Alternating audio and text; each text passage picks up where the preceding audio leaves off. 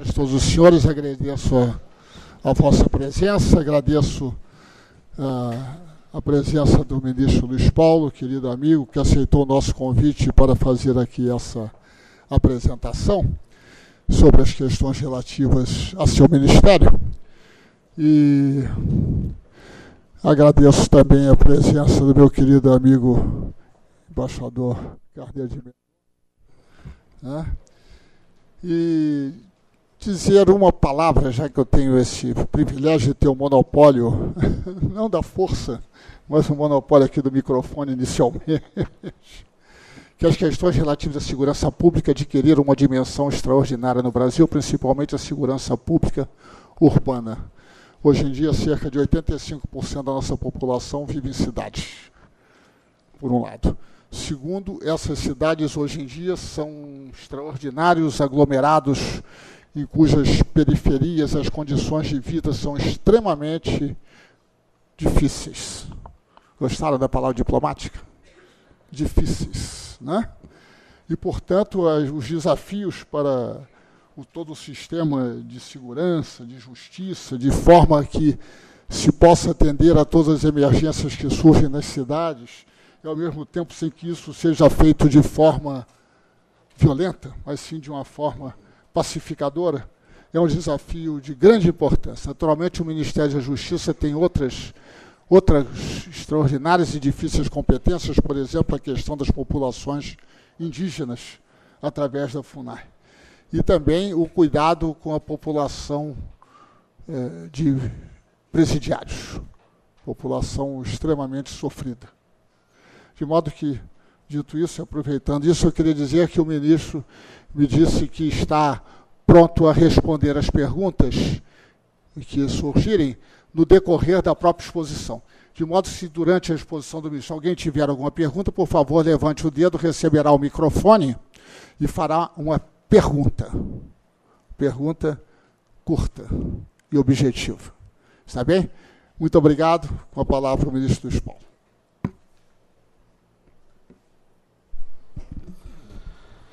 Caro amigo, ministro Samuel Pinheiro Guimarães, da Secretaria de Assuntos Estratégicos, com quem tenho a honra e o privilégio de conviver já há bastante tempo, com quem tenho também o privilégio de trocar ideias desde que estava no Ministério das Relações Exteriores e conduzir vários projetos que ajudaram na integração do Mercosul, na integração da América do Sul, na integração do Brasil com outros países, principalmente da África, da Ásia, enfim, uma nova forma do Brasil de fazer política externa. Eu tive o privilégio, no que diz respeito aos aspectos da justiça, estar acompanhando o Samuel nessas boas discussões ao redor do mundo. Prazer, mais uma vez, Samuel, podemos estar aqui juntos na Secretaria, discutindo um tema também de relevância e importância para toda a população brasileira. Gostaria também de cumprimentar o Luiz Alfredo Salomão, secretário executivo aqui da Secretaria de Assuntos Estratégicos, assim como o presidente do IPEA, Márcio Pockmann, também, que me honra aqui com a presença, aos colegas da esplanada dos ministérios, servidores públicos de vários órgãos, também do Ministério da Justiça que me acompanham. Eu vou, Samuel, talvez pedir sua permissão para falar de pé. Podia ser, eu acho que fico mais... Eu não enxergo todos que estão lá no fundo. Fica melhor assim, eu me sinto... Tá dando para ouvir? Tá funcionando? Tá? Melhor porque eu consigo enxergar todos, eu acho mais fácil conversarmos assim. Que a ideia de hoje desse encontro, desse evento aqui, é justamente conversarmos, assim, trocarmos ideias, conversarmos um pouco. Por isso, realmente, qualquer pessoa que queira, a qualquer momento, fazer um questionamento, fazer algum tipo de pergunta, pode levantar a mão, a gente interrompe, não tem nenhum problema. Vamos conduzir essa nossa conversa de uma maneira informal, porque é um tema que eu vou tentar trazer hoje uma visão menos técnica desse problema e uma visão mais para a discussão, uma visão mais, enfim, cotidiana do Ministério da Justiça. Como foi dito, o Ministério da Justiça é o ministério mais antigo da Esplanada. Ele foi criado em 1822, ainda no Império, e o Ministério tem uma característica engraçada. Ele tem, dentro da Esplanada, daqui da Esplanada, uma certa competência residual. Então, muitas vezes, quando um assunto cai no colo do governo, as pessoas saem verificando. Esse assunto é saúde? Não é. É educação? Não, não é. transporte? Não é. É até o Ministério da Justiça. E vai para o Ministério da Justiça. E a gente vem, com o passar do tempo, recebendo vários assuntos nessa linha. Às vezes as pessoas perguntam, por que esse tema no Ministério da Justiça? Porque não era nenhum outro ministério nominado na esplanada. E essa competência residual faz com que o nosso ministério hoje, como disseram alguns ex-ministros, trate da tanga à toga. Ou seja, nós temos a nomeação de juízes para os tribunais superiores, as questões indígenas, a questão penitenciária, a questão do direito do consumidor, a questão da competição e concorrência econômica, os estrangeiros, a imigração no nosso país. Temos a área de segurança pública como uma das áreas principais, temos a Polícia Federal, a Polícia Rodoviária Federal, temos, enfim, o Conselho Administrativo de Defesa Econômica e vários órgãos que vão compondo esse leque de assuntos que o Ministério da Justiça hoje compete enfrentar. Vejo aqui o nosso vice-diretor da Polícia Federal, doutor Pontel, que também, quer dizer, vejam só o tamanho da Polícia Federal, a complexidade das atuações de uma única polícia desse tamanho, que faz parte de um arcabouço de assuntos que competem ao Ministério da Justiça tratar no nosso dia a dia. Isso faz com que o Ministério esteja sempre vinculado a desafios nacionais. Desafios importantes, desafios que precisam ter resposta efetiva do poder público, desafios que a sociedade cobra diariamente de nós, governantes, e a única maneira adequada de tratar esses desafios seria ter, dentro do governo, uma linha muito voltada para o planejamento, um planejamento estratégico. Quando a SAI lançou o Brasil 2022, como isso é importante para um Ministério como o da Justiça poder pensar, poder ter caminhos e metas para um médio prazo.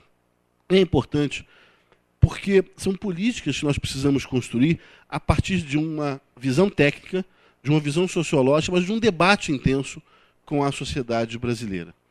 E esse debate não acontece quando os assuntos são tratados sob emergência. E é muito característico do Ministério da Justiça tratar assuntos sob emergência. O assunto prisional é um deles. Em geral, se trata nas crises. A mesma coisa a segurança pública. A mesma coisa, enfim, o sistema de consumidores, quando alguma coisa acontece de maneira mais intensa. E o Ministério da Justiça também, durante muitos anos, no governo federal, teve um papel político.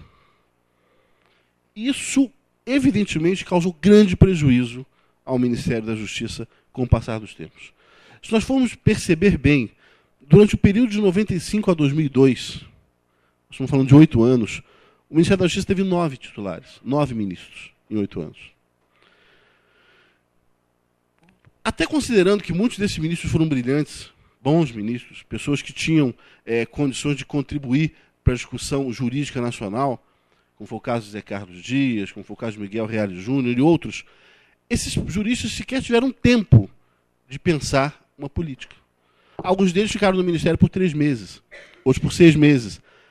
E, ao chegar no Ministério, a primeira coisa que uma pessoa faz é montar uma equipe direta. Em seguida, começar a pensar, a discutir com essa equipe cada uma das áreas.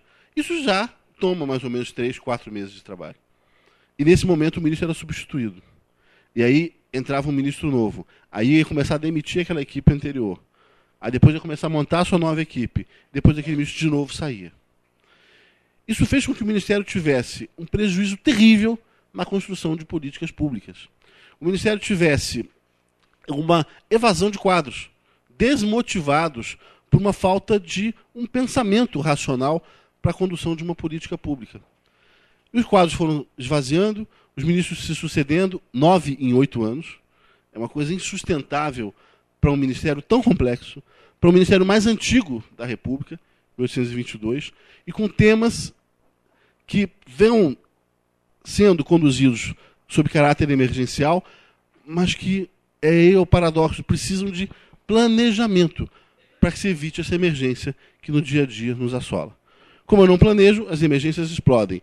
Como eu tenho cuidado nas emergências, eu não tenho tempo para planejar. Como eu não tenho continuidade, gestão da casa, a paralisação era total.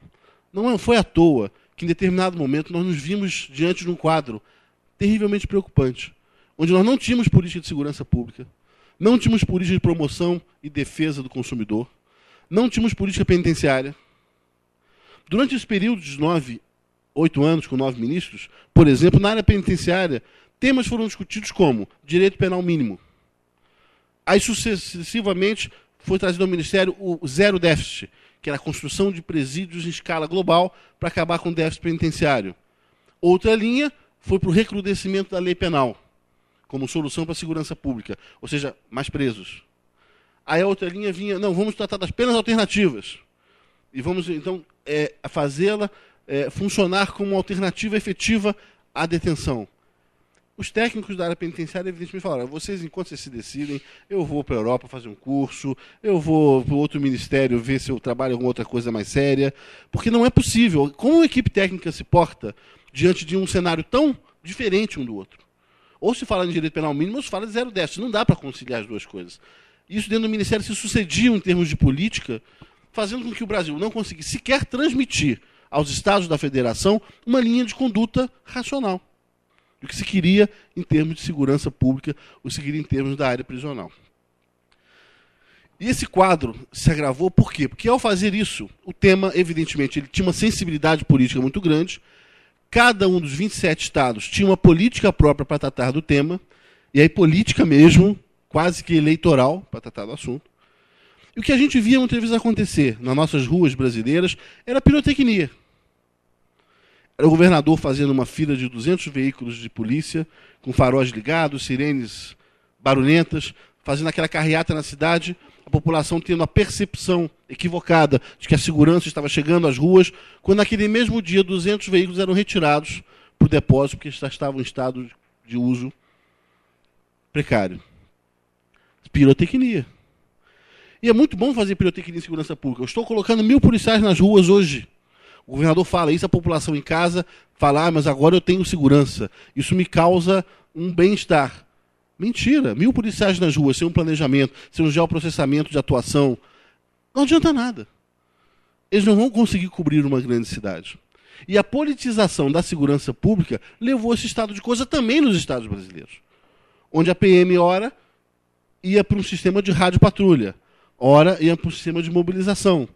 Ora, ia para um sistema de valorização profissional. Ora, ia para um sistema de esquecimento dentro da carreira pública. Isso se multiplicou no Brasil em dificuldades de gestão efetiva de uma política de segurança pública.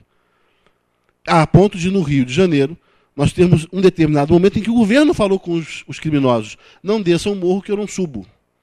O perverso pacto de convivência que gerou o empoderamento do crime organizado naquelas áreas de anomia em todo o estado, principalmente na capital do Rio de Janeiro, que hoje tentamos reverter com as UPPs. Esse cenário se agravou no país como um todo. E quando se o governo do presidente Lula olhou para o Ministério da Justiça em janeiro de 2003, o primeiro passo e o desafio a se encarar no Ministério da Justiça seria o de se construir um ministério a partir de sua institucionalização. Nós tínhamos que buscar um reforço institucional para que, pelo menos, o órgão começasse a ter uma estrutura adequada, uma visibilidade razoável, e se começasse a buscar a estruturação de políticas públicas. E isso foi feito. Durante os 4 primeiros anos do presidente Lula, a nossa grande tarefa no Ministério da Justiça foi fazer a reconstrução institucional do Ministério da Justiça. Isso é fácil perceber. Quando nós abrimos, por exemplo, o jornal aqui de Brasília. Esse jornal foi publicado na primeira semana, não vou lembrar o dia preciso, de 2003. Mas foi a primeira semana, foi logo depois da posse do presidente Lula. Tem uma matéria de capa que mostra uma crise na Polícia Federal. Uma foto mostra aviões parados no chão, helicópteros parados por falta de combustível. Mostra alguma situação de superintendências nossas sendo despejadas por falta de pagamento de aluguel. E naquele momento se buscou uma reconstrução do quadro da Polícia Federal e da instituição Polícia Federal através de uma política de reconstrução institucional. Como? Valorizando o salário dos policiais ainda mais, ou seja, promovendo o efetivo aumento desses salários, realizando concurso público que com um salário maior permitiu uma seleção adequada e uma busca de uma vocação mais efetiva para a polícia, um enriquecimento técnico do seu quadro, ao mesmo tempo um investimento no orçamento da polícia que dobrou nesse período, da Polícia Federal, um aumento do número também do efetivo e da presença institucional no território brasileiro. aumento de mais de 100% de salário, aumento de orçamento também na ordem de 100%, aumento de estrutura na ordem de 40%. O que aconteceu? A Polícia Federal respondeu no Brasil. E ao responder, ela promoveu uma série de ações de combate ao crime organizado, de combate à corrupção, que marcaram aquele período no Brasil, fazendo com que hoje a Polícia Federal seja uma das instituições de maior credibilidade da sociedade brasileira. Houve um investimento e ela reagiu. A mesma coisa aconteceu com a Polícia Rodoviária Federal, que tinha um conceito de uma polícia que ficava na estrada escondida multando pessoas que passavam acima da velocidade. Essa polícia foi redirecionada para uma polícia que combate o crime nas rodovias, seja o crime de exploração sexual infanto-juvenil, seja o crime de contrabando, o crime de narcotráfico. A Polícia Rodoviária Federal hoje é responsável pelo maior número de apreensões de drogas no país. Ao mesmo tempo, ela também se voltou para um socorro às vítimas de acidentes, tendo unidades de helicóptero, unidades aéreas, unidades terrestres, adaptadas para socorro às vítimas na estrada, aquele primeiro socorro que se faz no caso de acidente. Ela hoje reduziu em muito as incidências de corrupção dentro da Polícia Rodoviária Federal. Ela passou a ter maior respeito da população e agir também de maneira integrada no combate ao crime, a partir de uma reconstrução institucional onde se buscou um rumo, o que se queria para essa polícia. A mesma coisa aconteceu com o sistema penal. No primeiro momento, nós temos que ter uma percepção muito clara que o Estado brasileiro, dentro do seu princípio federativo, do Pacto Federativo, a responsabilidade pela segurança pública da União para um pouco por aí, a partir da Polícia Federal, da Polícia Rodoviária Federal, que tem funções específicas. A partir desse ponto, a responsabilidade pela segurança pública é dos Estados. Os Estados brasileiros é que são responsáveis pela área de segurança pública e pela gestão do sistema prisional também. Mas nós percebemos que o grave problema na área do sistema prisional, naquele momento, era que nós tínhamos um sistema extremamente perverso. Há 3 teorias básicas na questão prisional. Uma teoria que fala que a prisão é uma maneira de você promover uma vingança social sobre o indivíduo que maculou a sociedade a partir da prática de um crime. Há uma segunda teoria que diz que não, que a prisão é uma forma de segregação social. É a teoria da laranja podre no cesto. Se alguém pratica atos criminosos, se mostra incapaz para o convívio social, você precisa excluir aquela pessoa do convívio social, colocando essa pessoa na cadeia. E é uma política da recuperação social, onde a pessoa, a partir de um momento de uma deturpação de conduta, comete um crime e precisa ser recuperada para o convívio social. Qual era o sistema brasileiro? Era mais o primeiro sistema. No Brasil, nós não tínhamos a segregação, nós não tínhamos a recuperação. Nós tínhamos quase um sistema de vingança social. Ainda somos muito centrados nessa linha, sobre o indivíduo. E muitas vezes a sociedade quer isso mesmo, quer que o preso sofra, quer que o preso não tenha nenhum tipo de direito básico, questiona investimentos na área prisional. Isso se replica no Congresso Nacional, se replica nos governantes também do Poder Executivo estaduais, porque é um tema que no Brasil virou um tema maldito. Porque se você investe no presídio com escola, você investe no presídio com unidade de fábrica, você está dando maior condição ao preso do que quem está fora. Então quem está fora vai querer ser preso para ter condições melhores de vida. Para ter uma ideia da rejeição social ao tema prisional, no Rio Grande do Sul, um presídio resolveu fazer um convênio com uma fábrica de móveis tradicional, lá do Rio Grande do Sul. E montaram dentro de um presídio uma fábrica de móveis. Os presos foram capacitados e trabalhavam fabricando esses móveis.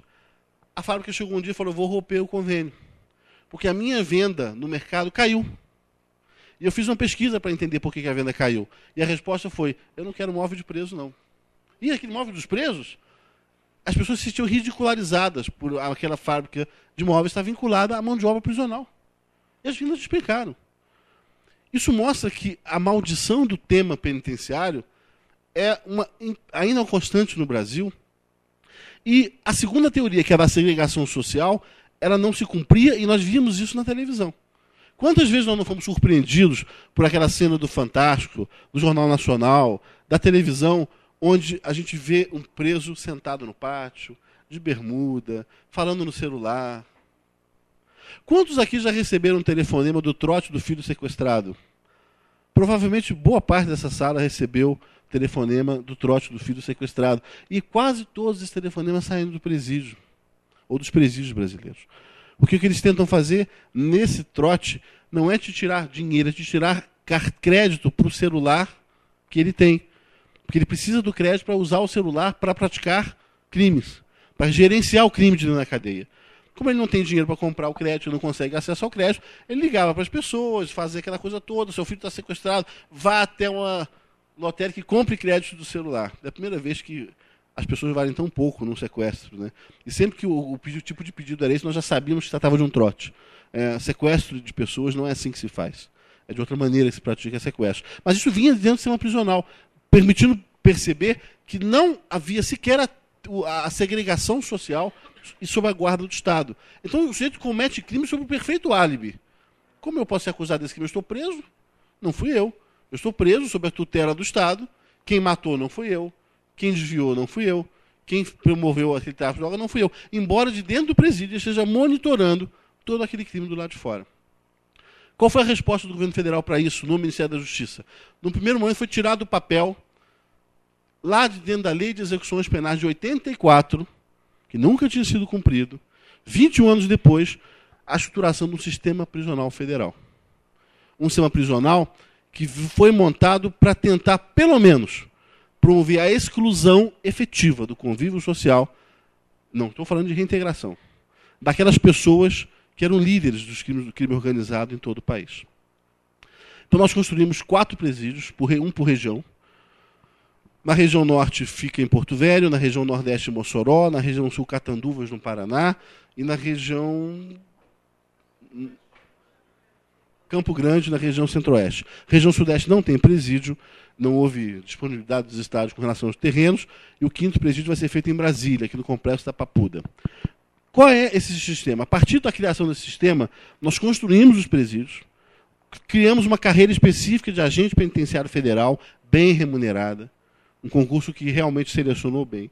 Construímos prisões fortes, firmes, com celas individuais, celas que não têm tomada, celas que não têm, que a refeição é feita dentro da cela, o banho de sol, em alguns casos, é feito dentro da cela, a partir de um solário que se tem por ali, onde ninguém entra com celular, nem os guardas penitenciários, onde o controle é rígido da disciplina em todas as etapas do cumprimento da pena, onde o preso chega sem nada e não recebe nada de fora, a família não leva bolo, não leva presente, não leva nada, é o Estado que supre a necessidade daquele preso, e ele fica praticamente com a comunicação com a família, mesmo assim sob controle, e com os advogados com um vidro na frente e um telefone na mão. E a partir da estruturação de um sistema rígido de cumprimento da pena, nós oferecemos vagas aos estados. Mas não vagas quantitativas, vagas qualitativas, a fim de puxar do Estado aquele preso mais perigoso. E aí nós tivemos Fernandinho Beiramar, nós tivemos Marcola, nós tivemos Arcanjo, grandes criminosos que dentro do sistema estadual promoviam rebeliões, promoviam a gestão do crime organizado, e essas pessoas tiveram que sair do sistema estadual, se dirigir ao sistema federal, e estão com a nossa guarda federal até hoje. E o que aconteceu com esse sistema, bem gerenciado? Houve uma redução de 80% das rebeliões prisionais no Brasil. Vocês lembram que há mais ou menos 7, 8 anos, quase toda semana tinha uma rebelião prisional, dos presos subirem no telhado, matarem pessoas à frente com o público? Isso não está acontecendo mais no Brasil. Já há um tempo que isso não ocorre. Ocorreu a última rebelião, uma rebelião de FEBEM, menores, né? Não é mais FEBEM o nome, mas uma rebelião num centro de internação de menores. 2 presídios acabou. Por quê? Porque a inteligência do Estado hoje detecta que um preso está organizando uma rebelião, liga para o Ministério da Justiça e fala: recebe esse preso. Nós tiramos ele do Rio de Janeiro, levamos ele para Campo Grande, levamos ele para Mossoró. Se o crime tentar se deslocar, nós transferimos ele para Catanduvas.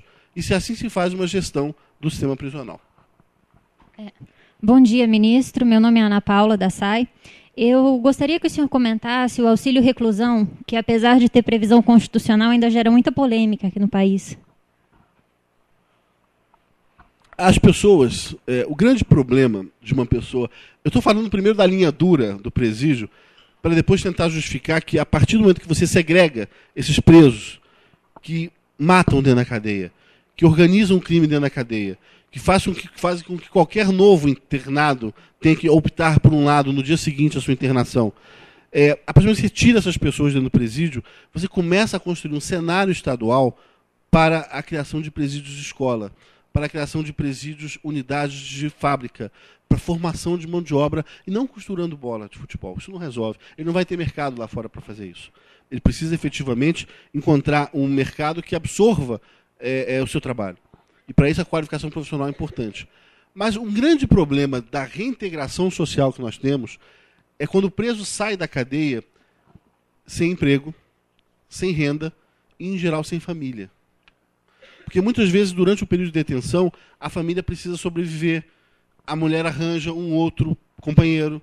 As filhas acabam indo para a prostituição, os filhos como um todo. Outros acabam caindo na mesma sistema de marginalidade. E o sistema de uma espécie de um pagamento mensal para o preso é uma maneira de ter esse preso com alguma condição de sustentar a sua família, ainda que de dentro dos presídios. Isso é muito mal conduzido no país, é uma obrigação estadual. Poucos estados têm recursos orçamentários para cumprir com esse pagamento, mas eles têm direito a uma Bolsa Família, têm direito a um INSS. Isso acaba acontecendo dentro do presídio para que você tenha uma integração da sociedade com a família mantida, mesmo durante aquele cumprimento de pena. Porque o fator principal que nós nos esquecemos é que uma pessoa, quando é presa, ela volta, ela sai. A pena máxima no Brasil é 30 anos, e poucas pessoas cumprem a pena máxima em regime fechado. Então, muitas vezes, a gente, partindo do pressuposto que é um primário, ele vai cumprir um sexto da pena, sai em 5 anos da cadeia. E ao retornar ao convívio com a sociedade, se ele encontra uma desestruturação de sua vida, ele vai imediatamente voltar a praticar crimes. Isso faz com que no Brasil o índice de reincidência seja de 70%. 70%. É absurdo o índice de reincidência de 70%. E outra, a reincidência é em crimes mais graves. Nós vamos ter, os Estados Unidos não é exemplo, ou seja, a reincidência também é alta, né, bastante alta. A gente não tem, provavelmente, dados aqui, mas a Inglaterra, eu lembro que a Inglaterra nós uma vez avaliamos, estava em 13% o índice de reincidência. 13% na Inglaterra. Dentro do quadro como um todo, aplicando pena alternativa, aplicando penas de reclusão, 13%, é um dado mais antigo, nós estamos falando de um dado de 2004 a 2005, mas era mais ou menos esse o fator. 70% de reincidência é um absurdo. E essa reincidência em crimes mais graves. Fazendo com que a gente tenha um quadro perfeito de que o presídio constrói criminalidade. Ele faz é uma escola de crime. Faz as pessoas piores do que acontece. Porque é uma lei da selva, algum tipo de sistema prisional como está estruturado. Você entra no presídio, no mesmo dia você tem que tomar lado. E ao tomar lado você está comprometido com um grupo.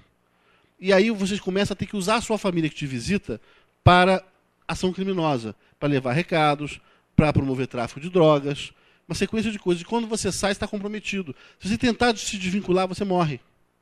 É por isso que o Estado brasileiro precisa ter mão firme sobre o sistema prisional, separando presos por categorias e permitindo que você haja com a reconstrução de vida, e não só a reconstrução ética, em termos de conduta daquele indivíduo, mas também da sua família. É preciso, no Brasil, a gente ter esse sistema vinculado, que a pena seja vinculada à integridade da família, à integridade dos laços sociais que aquele indivíduo tinha antes de ser preso.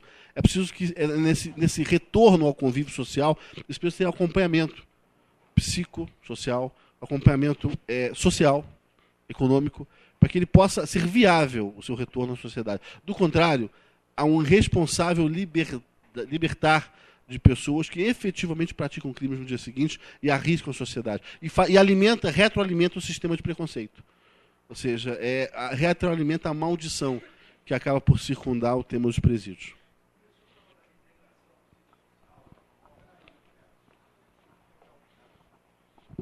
Bom dia, senhor ministro. O senhor fala da reintegração econômica, psicossocial à sociedade do réu condenado. Eu tenho a impressão que, quando se fala do sistema de justiça no Brasil, se fala a partir de um crime na ótica das questões do réu, mas não se fala na mesma intensidade na ótica das questões da vítima. A família da vítima também é colocada numa realidade que ela não tem como recuperar. Esse mesmo entendimento de suporte ao réu nas suas condições e de suas famílias é previsto também a realidade da vítima? É previsto. A vítima, é claro que qualquer vítima de crime tem direito a, solicitação, uma indenização do Estado. Sempre. ou a indenização à pessoa que praticou esse crime, quando você consegue restabelecer essa relação direta e localizar essa pessoa e ter condições de intentar uma ação com relação a isso.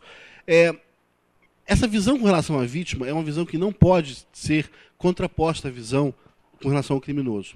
Porque muitas vezes esse cenário se joga numa contradição que não se consegue avançar no tema da justiça criminal. Ou seja, se eu vou suprimir o direito do preso porque ele matou uma pessoa, ele vai sair e vai matar duas. Então, eu estou praticamente condenando pessoas futuramente à morte.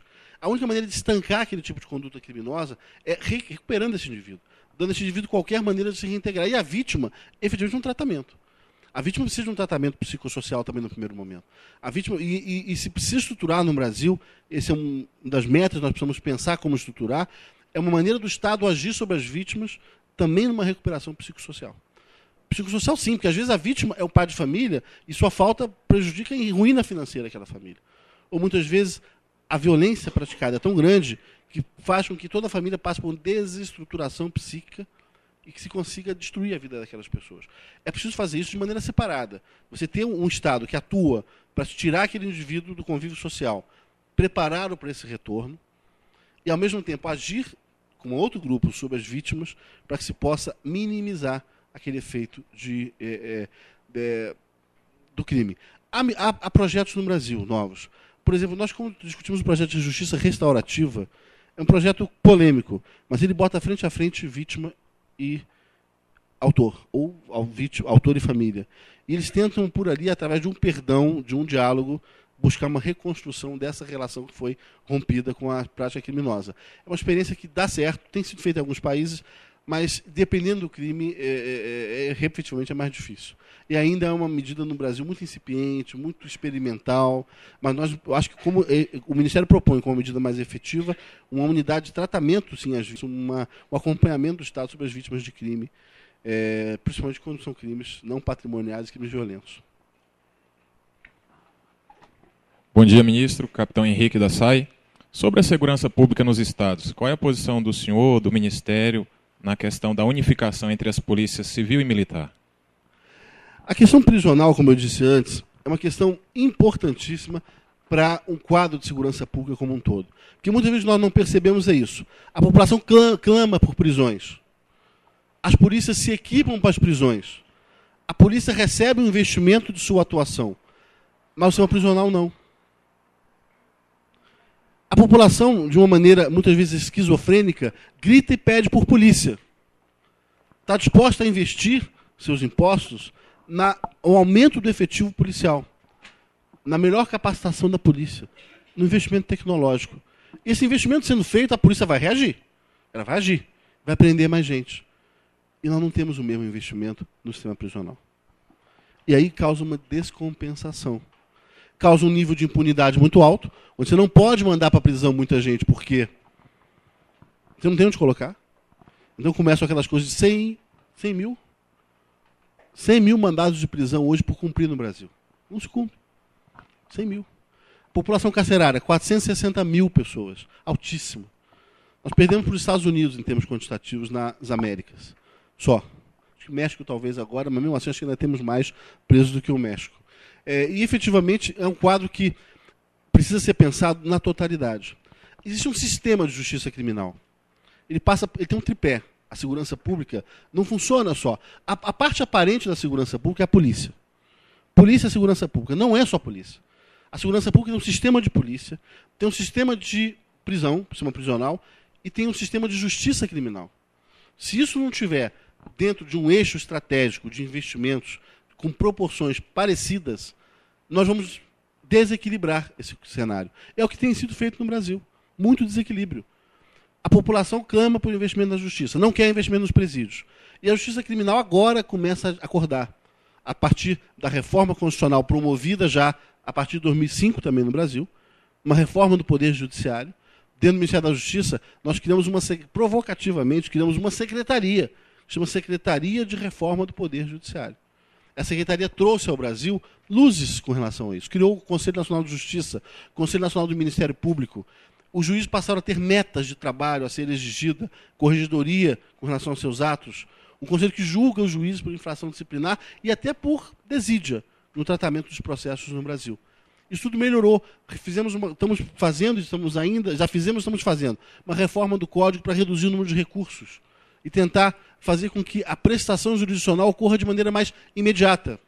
Não tem sentido você prender um indivíduo por um roubo, seja de um toca-fita de um carro, seja um roubo armado, com 19 anos de idade, e julgá-lo 10 anos depois, quando ele tem 29. Já constituiu família, já se formou, já está trabalhando, já parou de usar drogas, enfim, já se recuperou por ele próprio.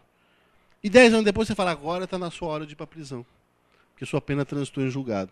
Você está prendendo outra pessoa, você não está prendendo o mesmo indivíduo que praticou aquele crime naquele momento. O sistema de justiça criminal precisa ser um sistema atento a esse tipo de fenômeno e muito mais ágil do que ele é hoje. E outra ponta desse problema é a polícia, onde o Ministério tem propostas específicas para essas 3 áreas. Na área prisional, propostas concretas, no sentido de levar esse modelo do sistema penitenciário federal a cada estado, a fim de que eles tenham, sim, presídio de segurança dura, máxima, mas em respeito aos direitos humanos. Dentro do nosso presídio federal, por exemplo, são 4 refeições por dia, tem médico, tem psicólogo, tem dentista, tem biblioteca, onde eles recebem livros na cela, não tem televisão. Mas tem biblioteca onde eles recebem dentro da cela. A cela não tem tomada, tem para carregar um celular. Mas eles recebem livros dentro da cela. Tem uma sala de aula que pode, de maneira... dependendo de quem é preso, porque senão faz o professor de refém. Mas dar aula a essa pessoa. Respeito aos direitos humanos, mas ao mesmo tempo é um sistema duríssimo. Eu já visitei esse presídio. Eu outro dia entrei nesse presídio com o ministro do interior do Uruguai. Mas nós vamos entrar no presídio de maior... preso de maior periculosidade no Brasil. Eu falei, sim. Aí ele, tá vazio, né? Eu falei, não, tá cheio. Aí ele ficou assim, falou, podemos fazer um voo de helicóptero, não sei o quê? Eu falei, não, nós vamos ler na cela. Aí ele falou, mas Fernandinho Beiramar tá aqui? Porque eu acho que é um preso conhecido. Eu falei, tá. Aí ele falou, bom, eu confio no senhor, vamos embora. Entramos no presídio, circulamos o presídio, vimos 4 presos, e eles não tomam mais de 4 banhos de sol, cada um num canto do quadrilátero do banho de sol, para não ter comunicação. 200 câmeras em cada presídio de vídeo, monitoradas numa sala dentro do Ministério da Justiça em Brasília. Então, se agora eu quiser saber o que está acontecendo no presídio de Campo Grande, eu entro numa sala, tem lá as câmeras todas ligadas, eu vejo o que eles estão fazendo, quem está tomando banho de sol, se tem preso solto, se não tem. Tudo isso é monitorado. Nós precisamos levar os estados esse modelo. E o ministro do Uruguai circulou comigo o presídio inteiro cheio, saiu sem nenhum tipo. Ele falou assim, olha, mas tem certeza que os presos aqui são os presos mais graves do Brasil, ou de maior periculosidade? Ele chegou a ter dúvida. Porque teve uma hora que um preso se aproximou da grade, onde a gente estava perto do banho de sol, e cada passo que o preso dava para frente, ele dava para trás. Né? Aí eu falava assim, não precisa se preocupar com isso, pode ficar tranquilo. O preso, quando chegou, botou as mãos para trás. O senhor diretor, podia conversar com o senhor? O diretor disse, eu estou com visita. Depois conversamos. O preso perfeitamente, deu 3 passos para trás, virou e continuou andando. Ele olhou para mim e falou assim, olha... Eu falei, não, esse preso eu vou dizer quem é. Expliquei o histórico do preso para que ele não pensasse que era um ensaio, uma simulação. E efetivamente funciona bem. Qualquer um de vocês pode visitar esse presídio federal. Acho que nós temos dentro do DP em condições de fazer essa visita. Vocês vão perceber que não existe nenhum tipo de clima, não tem parede rabiscada, não tem parede suja, não tem nada daquilo que caracteriza um presídio comum. E, ao mesmo tempo, tem o que há de pior da criminalidade no Brasil. Na área de reforma da justiça, criamos uma Estratégia Nacional de Justiça e Segurança Pública, a NASP, onde, junto com o Poder Judiciário, estamos vendo, por exemplo, investimento de 500 milhões de reais nesse ano na construção de centros de detenção provisória, a fim de esvaziarmos as cadeias públicas, onde, em geral, aparecem aquelas cenas de superpopulação, de presos amontoados. E a ideia é tirar essas pessoas e colocar num centro de detenção provisória, enquanto aguardam um julgamento. Estamos investindo 500 milhões nesse ano, e com esse investimento vamos zerar essa superlotação em 21 estados brasileiros, a partir já de 2011, com a construção desses CDPs. Só para fechar a pergunta anterior, a outra linha de investimento é no sistema de segurança pública no que diz respeito à polícia. Presídios seguros, sistema de justiça criminal ágil e firme e um sistema de polícia preparada. Como se prepara a polícia brasileira? Numa polícia do século XXI. Uma polícia, muito mais do que simplesmente discutir a unificação ou não das polícias civis e militares, e a minha visão pessoal é que não funciona a unificação. Por quê? Porque elas têm funções muito específicas. A polícia civil é a polícia judiciária. Ela ajuda a investigar o crime, ela ajuda a atender a população com os boletins de ocorrência. E a Polícia Militar é a polícia ostensiva de proteção patrimonial e pessoal da população brasileira. São polícias que têm funções muito diferentes. A unificação por si só do modelo atual é criar uma nova polícia que vai fracassar num período muito curto de tempo. Muito curto de tempo. É possível que com a profissionalização das polícias brasileiras, no futuro se possa falar em integração. Nesse momento vai se integrar caos. Integrar caos gera mais caos. E caos maior. E não necessariamente uma maior eficiência nessas funções policiais. No que diz respeito às polícias militares, nós lutamos muito por uma polícia do século XXI. Uma polícia capacitada, uma polícia melhor remunerada, uma polícia que consiga responder ao crime na proporção tecnológica que o crime hoje impõe à sociedade. E nós percebemos no Brasil que o policial, às vezes, de Brasília, de São Paulo e do Rio de Janeiro, recebia alguma qualificação profissional. O mesmo não acontecia com outros estados. Havia policiais que estavam há 20 anos na corporação e não tiveram sequer um curso de tiro. Tiro é adestramento, tiro não é dom. Você pode até ter um dom para desenvolver, mas se você não treina, você perde a sua prática. E os policiais não tinham curso de tiro, porque não tinham dinheiro para comprar munição. Policiais não tinham curso de preservação de local de crime, de contenção de distúrbio, de proteção de população em risco ou vulnerável. Não tinham. E o primeiro desafio nosso foi tentar levar a esses policiais do Acre até o Rio Grande do Sul essas novas tecnologias. Mas de que maneira puxar essas pessoas? Criamos, de maneira ousada, um programa, chama-se Bolsa Formação. O Ministério da Justiça paga R$400 ao policial que venha fazer cursos por meio de uma rede de ensino, a RENAESP, com 66 universidades conveniadas, mais o ensino à distância, e cursos do que há de mais moderno, que nós estamos trazendo da Europa, estamos trazendo de Israel, estamos trazendo dos Estados Unidos, estamos trazendo de vários países cursos específicos para as polícias brasileiras. E nós estamos conseguindo capacitar o policial de Roraima com o mesmo curso que recebe o policial de São Paulo, do Rio de Janeiro.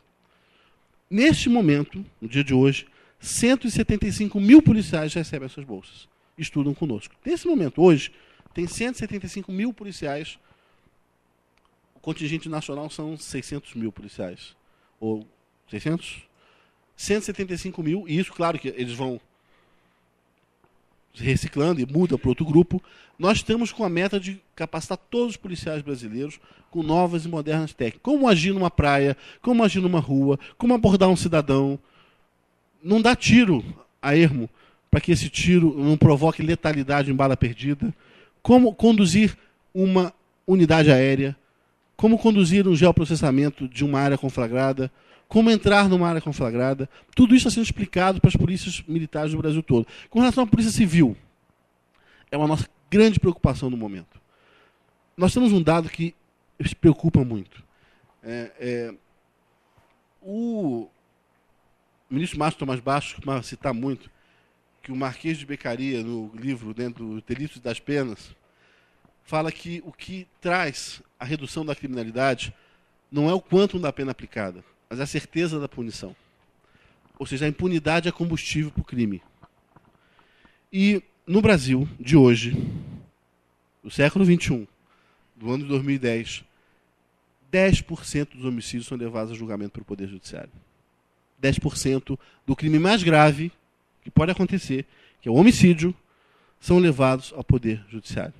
De cada 10 homicídios, 9 ficam impunes. Esse é um quadro grave no Brasil. E por que isso acontece? Quando a gente chega na polícia civil de um estado, a gente vê aquela polícia civil muito voltada para guardar os presos na superlotação, porque não tem os CDPs, que nós vamos construir esse ano e zerar em 21 estados. Nós vemos uma polícia despreparada para fazer investigação criminal. Uma polícia que mal atende os boletins de ocorrência. E quem já foi na delegacia de polícia civil fazer um boletim de ocorrência, sabe que aquilo não vai ser investigado. Roubaram meu celular, roubaram meu carro. Ah, pois não, está aqui o seu BO, tchau. E, bom, gaveta. Aquilo não vai ser investigado. É muito luxo investigar um crime patrimonial se o crime de homicídio não está sendo investigado no Brasil.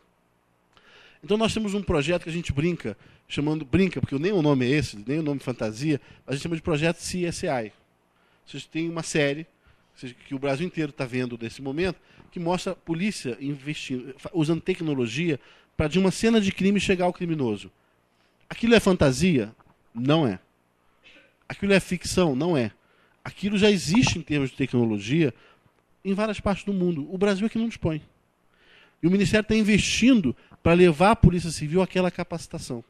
A luz forense, o reagente forense, as câmeras frias, que muitas vezes não tem nem nos MLs estaduais, as máquinas de balística, os cromatrógrafos gasosos, porque quem é da perícia entende esses nomes, mas é dar à Polícia Civil treinamento e tecnologia para investigar o crime. E nós temos como meta de dobrar esse índice num período de tempo de 10 anos. Ou seja, passar pelo menos a 20% dos homicídios investigados no Brasil nesse período de 10 anos. Isso é um trabalho importante, porque a partir disso a gente consegue motivar a Polícia Civil dos Estados, e só esse ano o Ministério está investindo R$100 milhões nesse projeto. Eu tive que fazer uma doação para os estados, semana passada, de 1.100 maletas de perícia.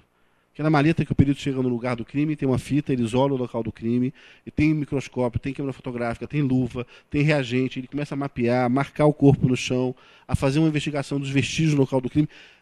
Eu percebi que os estados não tinham isso. Não tinham isso. Não tinham sequer a fita para separar e isolar um local de crime. E nós compramos 1.100 maletas. E aí minha equipe me disse, olha, isso é mais do que o Brasil inteiro tem. Essas 1.100 que o Ministério está dando hoje aos estados é uma quantidade de maletas maior que o Brasil inteiro tem. Somando São Paulo, Rio de Janeiro, Brasília, etc. Esse desaparelhamento provocava uma ineficiência na investigação criminal.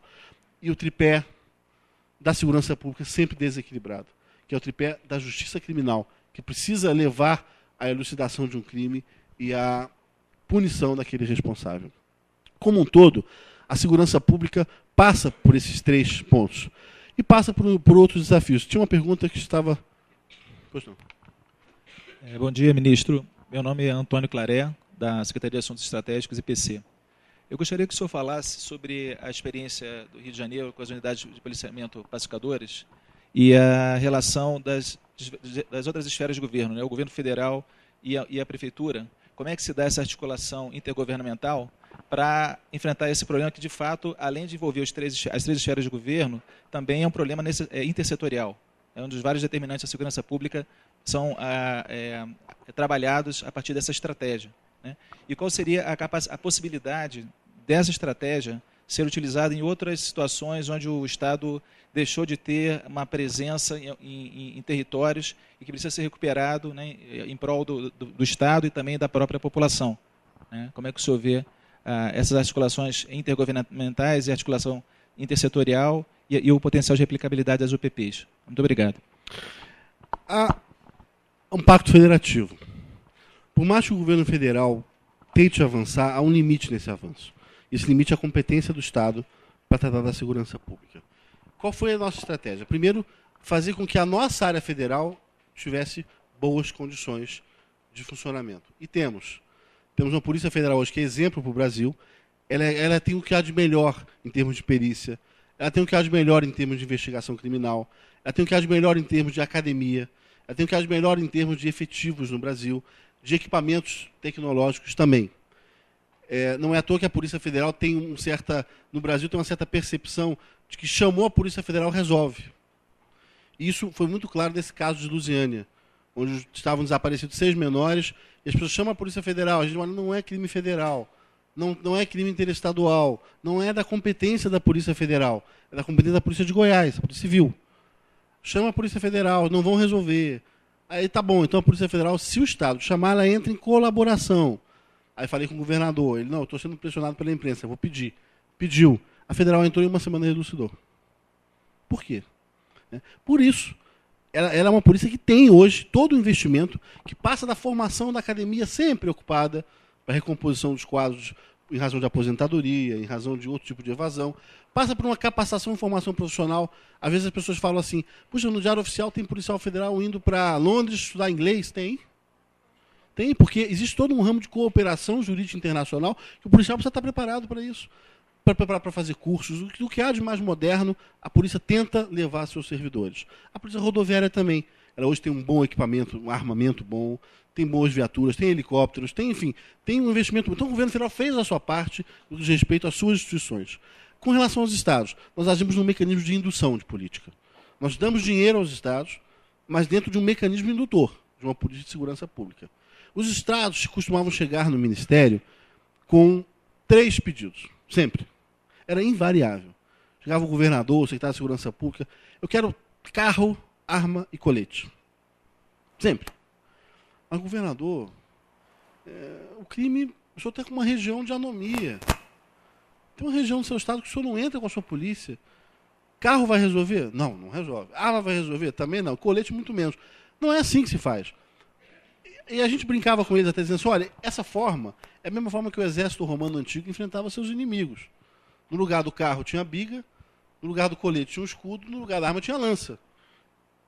Nós vamos atualizar isso e continuar fazendo a mesma coisa que o exército romano fazia há 2000 anos? Não. A polícia precisa trabalhar com inteligência, precisa trabalhar com estratégia, precisa trabalhar com o conhecimento da área e com um projeto imenso de prevenção à violência e à criminalidade. Então, nós lançamos, no ano de 2007, o PRONASSE, Programa Nacional de Segurança Pública com Cidadania. Esse programa é um programa que tem investimentos de $1 bilhão por ano, somados o PRONASSE com o Fundo de Segurança Pública. Esse investimento está indo para quê? Está indo para ocupação territorial, no sentido de presença do Estado de uma área. A partir daí, a polícia entra, pacifica aquela área, entram equipes interdisciplinares, da área social, da área de esportes, da área de cultura, começa a trazer aquele jovem para um projeto novo de formação. Como é que a gente consegue chegar nesse jovem? Nós criamos um projeto intermediário chamado Mães da Paz. São as mulheres da paz, depois adaptado para esse nome. São as mulheres que estão dentro da comunidade, que sabem aquele garoto que começa a servir de aviãozinho para o narcotráfico, começa a praticar pequenos delitos, pequenos furtos. Esse garoto tem recuperação. Então a mãe indica esse garoto para o Ministério da Justiça, o Ministério vai lá com o governo estadual, com o governo municipal, e fala com esse garoto, vem cá, você gosta de fazer o quê? Eu gosto de lutar capoeira. Vamos lutar capoeira. Nós temos uma escola de capoeira. Eu gosto de correr. Quem sabe você não pode nas Olimpíadas representar o Brasil. Vamos para um centro de treinamento de corrida. Eu gosto de computador. Tá, nós temos um centro de informática. Vamos até lá. Você ganha uma bolsa de R$100 por mês para você pagar seu lanche, seu transporte, uma bolsa de R$100 por mês. A gente começa a disputar esse indivíduo com o crime. E esses menores estão indo para esses centros. Por exemplo, nós temos convênio até com o circo do Marcos Frota, aquele escola de circo, que estava em Brasília, no Rio de Janeiro. Começamos a fazer vários convênios com ONGs e com instituições para abrigar esses jovens. E nós começamos a disputar esses jovens com o crime.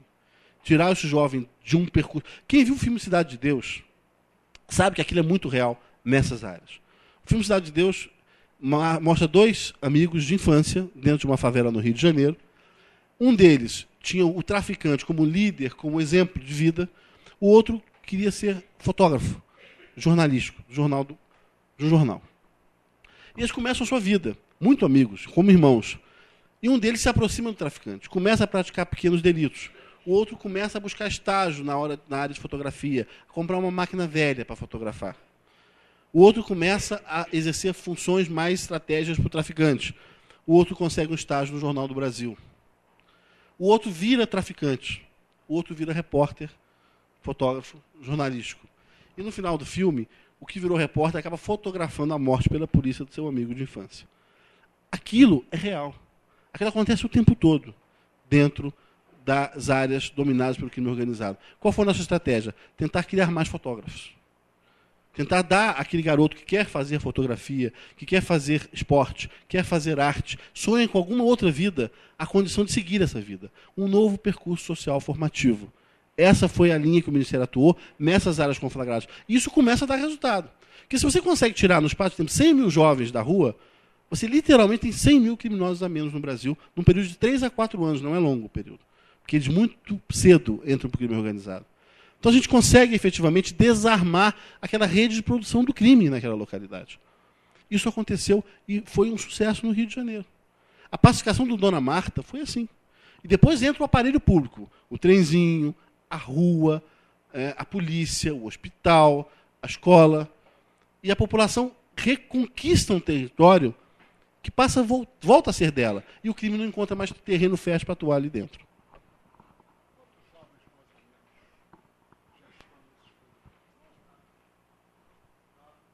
Nesse momento, 9 mil. No Rio de Janeiro, é. No Rio? Não, no país. 3.500 no Rio de Janeiro, 9 mil jovens no país já estão nesse projeto. Mas é um projeto que está iniciando, está começando. As UPPs, nós estamos trabalhando, hoje, nesse momento, de forma mais firme, em Santo Amaro, que é um bairro em Recife, muito violento, em Tancredo Neves, que é um bairro em Salvador, também bastante violento, com as características daqueles bairros do Rio. No Rio de Janeiro, no Dona Marta, Pavãozinho, Rocinha, Alemão. Em São José dos Pinhais, no Paraná, tem alguns que nós chamamos de territórios da paz, onde a presença do Estado se faz sentir. E pela primeira vez no Rio de Janeiro há um cenário de otimismo na segurança pública, de mudança de um quadro que era tão assustador que muita gente dizia, não, tem jeito, tem jeito. O Estado é mais forte do que o crime, é muito mais forte do que o crime. O Estado sempre pode vencer o crime. Agora, o que nós precisamos é uma série de projetos que vêm se interligando. Nesse momento, o Ministério da Justiça tem, por exemplo, o PEFRON, que é o Policiamento Especializado de Fronteiras. Nós estamos fazendo um redirecionamento da Polícia Federal para a área de fronteira. Doutor Pontel, a última academia tinha 900 pessoas, não foi isso? 800? 800. Policiais foram todos para a área de fronteira. A Polícia Federal está botando o que há de melhor em termos de computador, de viatura, nas fronteiras brasileiras. Nós estamos comprando agora de Israel um veículo aéreo não tripulado que tem grande capacidade de fazer monitoramento. Acho que a gente tinha até uma foto dele, mas enfim, já fechamos, não faz mal. Mas que com 10 mil metros de altura consegue monitorar o chão, consegue monitorar o crime na fronteira. Nós vamos trabalhar em cooperação. Não adianta apontar para a Bolívia e dizer que eles são responsáveis pela droga na América do Sul. Não adianta apontar para a Colômbia e dizer que ela é responsável, nem para o Paraguai. O Brasil já recebeu esse dedo apontado para si. E aí reagiu com indignação. A maneira madura de lidar com esse problema é chamar o país para uma parceria. É dizer, olha, temos um problema comum, drogas. Vamos fazer um projeto conjunto de combate a isso. E às vezes o projeto conjunto exige investimento. Exige investimento no país vizinho, na área de fronteira. E essa é a nossa estratégia, chamar o Paraguai, chamar a Bolívia, chamar o Peru, chamar a Colômbia, para um diálogo de cooperação. E veja que resultados. O Paraguai já nos pediu para que esse veículo aéreo não tripulado entre no território paraguaio para monitorar as de plantação de marihuana ou de maconha. Se não tivesse um muito bom clima de cooperação, as pessoas podiam dizer até que era invasão do espaço aéreo paraguaio. É uma nave brasileira de monitoramento solo, hein? Mas eles vão entrar por quê? Porque na base da terra vão estar policiais paraguaios junto com brasileiros. Depois do trabalho, eles vão tirar o HD, e vão levar o HD deles, com seu monitoramento de terra.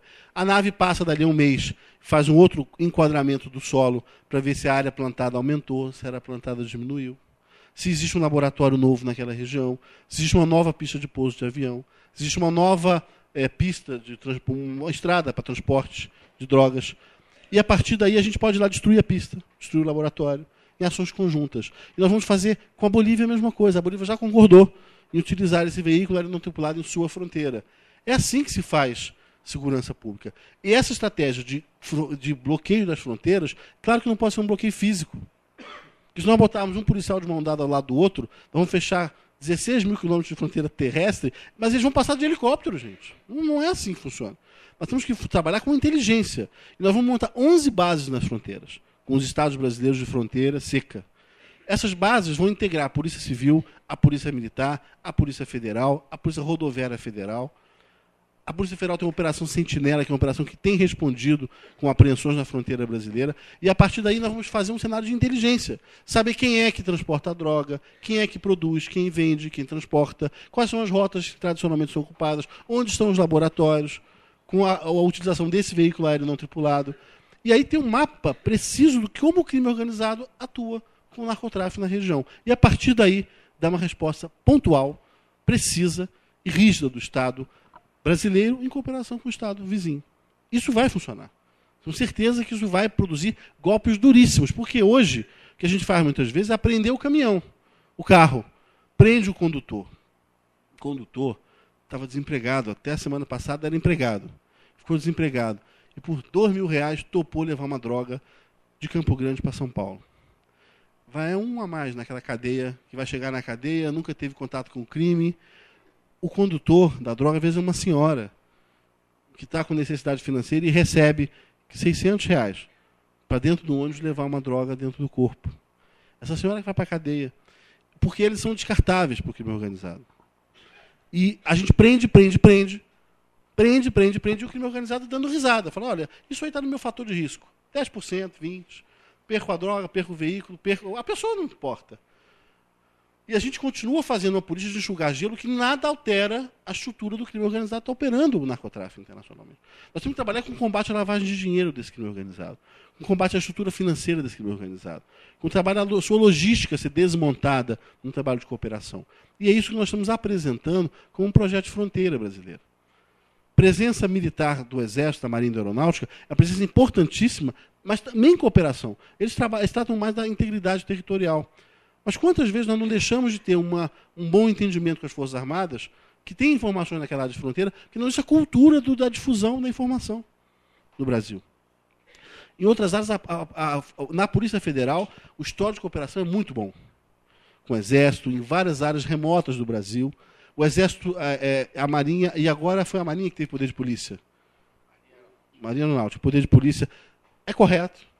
Em áreas remotas do país, não tem nenhum problema que as Forças Armadas façam uma abordagem a uma embarcação, que a partir dali que constatem um crime, façam uma prisão e levem a Polícia Federal, a Polícia Estadual. É essa união de esforços que pode realmente mudar essa realidade de combate aos crimes fronteiriços no Brasil. E, ao mesmo tempo, proteger as grandes cidades da chegada dessa droga, da chegada dessa arma. Se não for um trabalho muito forte de cooperação, todo o resto é bravata, todo o resto é um sistema de exculpação, que muitas vezes bota o país em relações diplomáticas difíceis. E não vai funcionar. Ministro, faço parte da RENAESP, estou licenciado, e uma das questões que sempre se discute são os conflitos institucionais do sistema de justiça criminal. A Polícia Civil quer fazer policiamento ostensivo. A Polícia Militar quer fazer investigação. O Ministério Público quer ser polícia. E a Polícia Federal, com todo o seu avanço, ainda é insuficiente, porque são apenas 14 mil homens com responsabilidade sobre todo o território brasileiro. Como é que Vossa Excelência vê essa conciliação dos diferentes atores do sistema de justiça criminal? Quando todo mundo faz mal o seu trabalho, todo mundo tenta compensar isso fazendo o trabalho dos outros. É um absurdo. Nós defendemos nos Estados e estamos tentando induzir essa política como? Só liberamos recursos federais para o Estado que tiver um plano de segurança pública interna. Esse plano passa por uma reconstrução institucional estadual, como nós fizemos na área federal. Eles têm que remodelar o sistema prisional, eles vão remodelar suas polícias, investir na polícia efetiva, investir na polícia de investigação. Eles precisam ter planos de segurança pública para as grandes cidades, estratégias de enfrentamento ao crime com integração tecnológica. E o Ministério vai financiando isso. É um orçamento alto, $1 bilhão por ano não é pouco recurso. Então a gente consegue passar para os estados esse dinheiro e induzindo essas políticas. Então o que nós estamos defendendo é que as polícias civis voltem a fazer o que elas precisam fazer. 2 fatos, principalmente. Investigar o crime e atender a população. Não é cuidar de presos. Tira os presos das polícias civis, das delegacias, coloca os presos no sistema prisional, ainda que no centro de detenção provisória, e vamos fazer com que a Polícia Civil atenda a população no roubo, no assalto, no acidente de trânsito. Ela atenda a população naquelas ocorrências normais, mas, ao mesmo tempo, ela tem uma grande linha de perícia e investigação criminal. As PMs, que saibam, pelo menos, chegar no local de crime e fazer a preservação daquele local para que não seja contaminado aquele local. Outro dia, no Estado brasileiro, uma moça foi assassinada e deixaram ela no carro e colocaram fogo no carro. E a polícia militar chegou no local, depois chegou a perícia e ninguém achava o celular dela. O celular dela podia ser um importante elemento de investigação, porque ela podia ter feito chamadas, recebido chamadas, mensagens, etc. O PM que chegou no local, que deveria preservar o local do crime, viu aquele celular, falou, pô, celular bonito, pegou e botou no bolso. 2 meses depois, vendeu por R$200 ao irmão. O irmão simplesmente ligou o celular, ativou o chip, a polícia pegou e foi lá e pum, prendeu. É o assassino.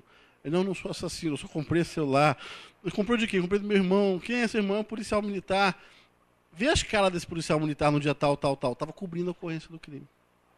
Então, efetivamente, esse tipo de polícia não pode funcionar mais assim. Ela tem que ser preparada para fazer uma preservação local do crime, para fazer uma abordagem policial não truculenta e eficiente. Reduzir a letalidade das PMs é um fator hoje fundamental. A PM se desmoraliza porque ela é brutal, ela é violenta. Ela não pode ser, ela tem que ser eficiente, não violenta. Mas ela tem que ser preparada para isso. E esses salários precisam ser totalmente revistos no Brasil.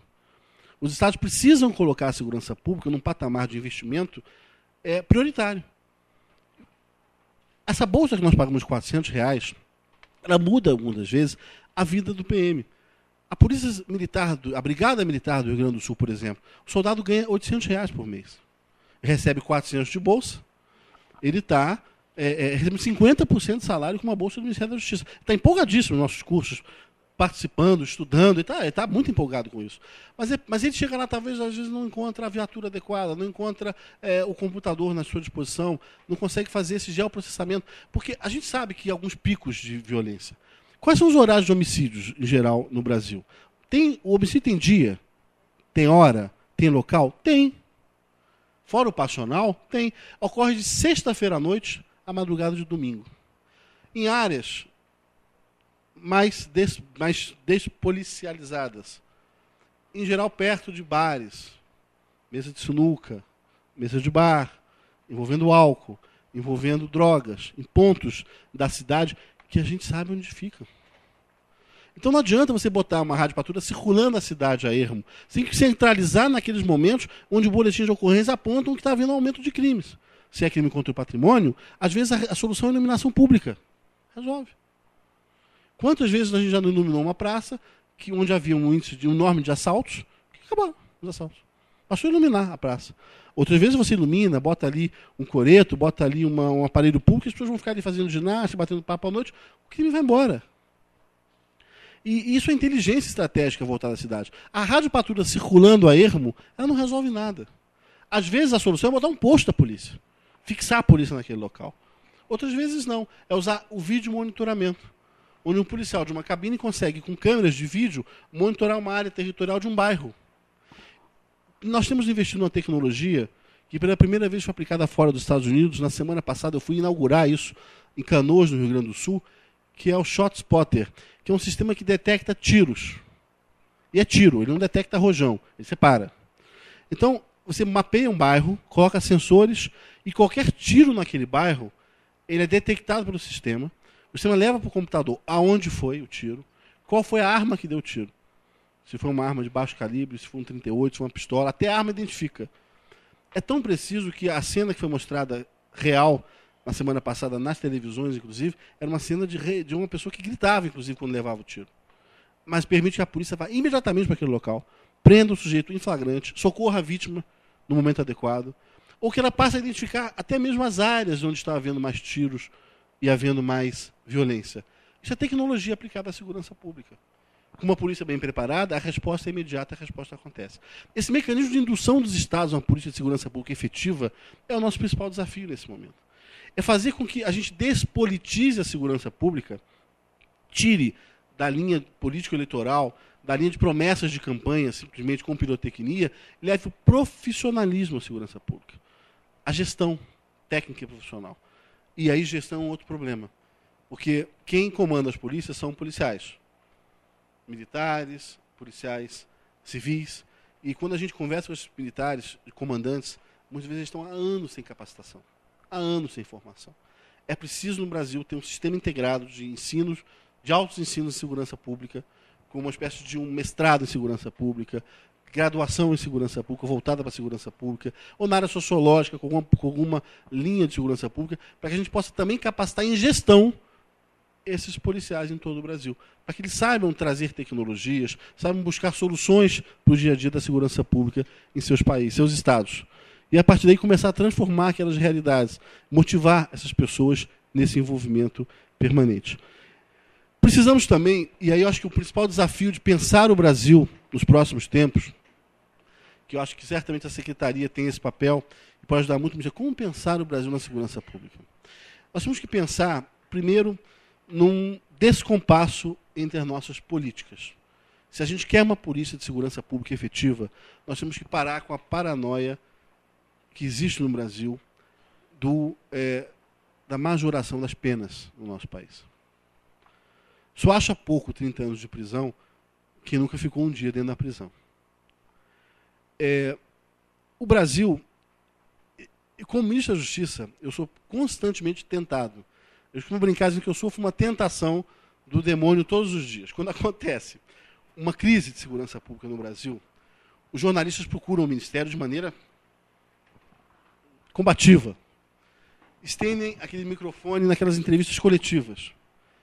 E se você der uma resposta, você ganha os jornalistas, entra no Jornal Nacional, faz sucesso e esquece um problema que você está vivendo. Qual é essa resposta? Vou aumentar a pena para esse tipo de crime. E, gente, muitos anos foi assim. Sequestros. Vou transformar em crime hediondo. Homicídios. Tudo crime hediondo. Vou transformar em crime inafiançável. Cada vez, se amanhã acontecer no Brasil 3 sequestros, eles vão estender os microfones e vão querer que eu passe para 40 anos a pena de sequestro. E se eu der essa resposta, eu ganho o Jornal Nacional bonito, numa bela pose, esse ministro ele sabe tudo do país. Mentira! Isso é enganar a população. Porque esse sistema de majoração exacerbado de penas não corresponde ao sistema criminal e de justiça que nós temos no Brasil, que não está preparado para um julgamento adequado a esses delitos. Não corresponde ao sistema de acompanhamento de pena pela justiça através das várias execuções criminais, onde sequer informatizadas estão. Não correspondem ao tratamento prisional que existe no Brasil, de jogar as pessoas dentro de um depósito, deixar que ali o juiz tem que liberar essas pessoas para a rua porque não tem mais onde guardar a gente. Esse investimento descoordenado na segurança pública gera violência, gera caos. E é isso que nós precisamos pensar, de ter conjugado o sistema de crime, de penas, com o sistema de cumprimento das penas. Parece básico, né? Como é que eu faço um sistema de penalização, desconectado de um sistema de cumprimento dessas penas? Mas é assim no Brasil. Na América Latina como um todo, o mesmo problema que nós enfrentamos. Ao mesmo tempo, trabalhar com a polícia, para essa polícia preventiva. Não adianta só agir no caldo derramado. Não adianta chegar na cena de um crime depois que ele aconteceu. Pelo menos, a obrigação nesses casos é descobrir o autor, a autoria, a materialidade e levar essa pessoa à cadeia. Mas a gente consegue fazer só em 10% dos casos, por as razões que eu antes expliquei. É preciso pensar a segurança pública também vinculada às relações sociais. Qual é a base do direito? Por que o direito é representado por uma estátua, uma balança no equilíbrio? É que nós partimos do pressuposto que nós estruturamos dentro de uma sociedade um conjunto de regras. Regras que precisam ser cumpridas. Ao descumprir uma regra dessa, a pessoa promove um desequilíbrio nessa relação social. A balança se desequilibra. E para reequilibrar a relação social, existe a justiça, para fazer a prestação jurisdicional. E a justiça é entendida no sistema de polícia, de poder judiciário e de sistema prisional. Se a gente ver violações acontecendo diariamente e não promove esse reequilíbrio, a gente incentiva essas violações. Esse desequilíbrio aumenta a cada dia. E aí, nós chamamos a polícia para resolver isso. Ela não vai resolver. Ela, coitada, aí dá pena, porque ela está agindo lá na pontinha do problema, lá na consequência do problema. E ela é incapaz de mudar a realidade social. Nós hoje cultivamos uma sociedade extremamente voltada para o consumismo. Extremamente vinculada àquilo que se chamou de American Way durante muito tempo. Ter é mais importante do que ser. E para ter, eu faço qualquer negócio. E qualquer negócio significa matar, significa roubar, significa corrupção. E é curioso perceber que hoje em dia, pessoas que roubam, que praticam atos de corrupção, são bem vistas pela sociedade em alguns casos. Tem respeito social em alguns casos. Alguns até conseguem mandato seletivo, como foi domingo passado, com muito voto. Então, isso é um sinal claro de que a sociedade precisa reestudar sua formação. E o que a gente percebe muitas vezes no dia a dia da segurança pública, que é cruel perceber, é que aquele garoto, os pais não cuidam mais em razão de trabalho, em razão de desagregação do núcleo familiar, por diversas razões da educação dos filhos. Essa educação é substituída por uma informação mal feita delegada às escolas. A escola não forma cidadão. Longe foi o tempo em que a formação de um cidadão passava por questões éticas, cívicas, ideológicas. Hoje em dia é uma competitividade extrema que começa na escola. Competição, competição, competição. Informação, informação, informação, informação. E muito pouca formação. E aí aquela pessoa passa a acreditar que o seu sinal de sucesso de vida, não só profissional, é ter o tênis da moda, é ter a calça jeans da loja, é ter o carro do ano. E ele mata por isso. Ele rouba por isso. E aí a gente vê no Jornal Nacional, menor mata o outro por causa de um tênis que custa R$200. Que absurdo, né? Não, é consequência. Claro que vai acontecer isso. Essa recomposição das relações sociais, ela precisa acontecer, e nós precisamos começar a refletir sobre isso no Brasil, porque não é a polícia que vai resolver isso, evidentemente. Ela está na ponta do problema. E ela está agindo muitas vezes na ponta do problema, sendo que a mecânica de criação e geração do problema está intacta. Que é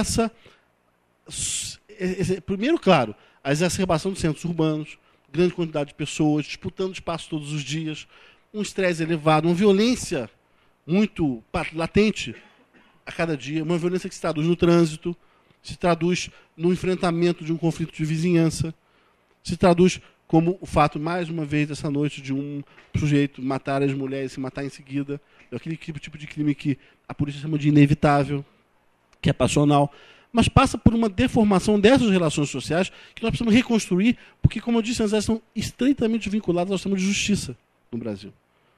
A balança vai estar constantemente em movimento, frenético, se a gente não cuidar de uma relação social que, pelo menos de maneira saudável, saiba respeitar esses aspectos éticos, cívicos também. Porque se você não tem freio, o crime vem muito fácil. Quais são os freios? Tem o freio religioso. Eu não mato porque isso me leva ao inferno. Tem o freio ético. Eu não mato porque isso não é correto. Tem o freio cívico. Eu não mato porque eu quero um país melhor. Eu quero viver numa sociedade mais adequada. Meu país não merece esse tipo de crime. Ou eu não roubo, que seja, eu não mato, não faço qualquer coisa. Se você não tem esses freios mais sociais, o único freio que resta é a lei.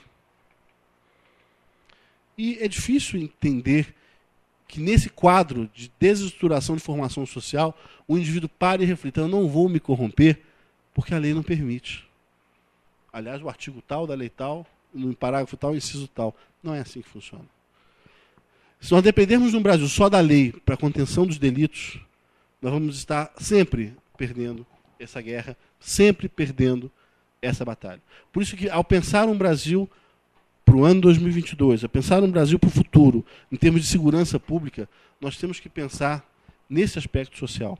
Temos que ver a sociologia, temos que ver de que maneira a gente quer conduzir e reconstruir uma sociedade brasileira. Uma sociedade mais voltada ao respeito aos direitos, uma sociedade mais voltada ao respeito da lei, mas também ao respeito ético, ao respeito social, ao respeito ao convívio, ao respeito às normas, enfim, a regras básicas de conduta que levam uma pessoa a refletir no mal que eles fazem antes de praticar um crime.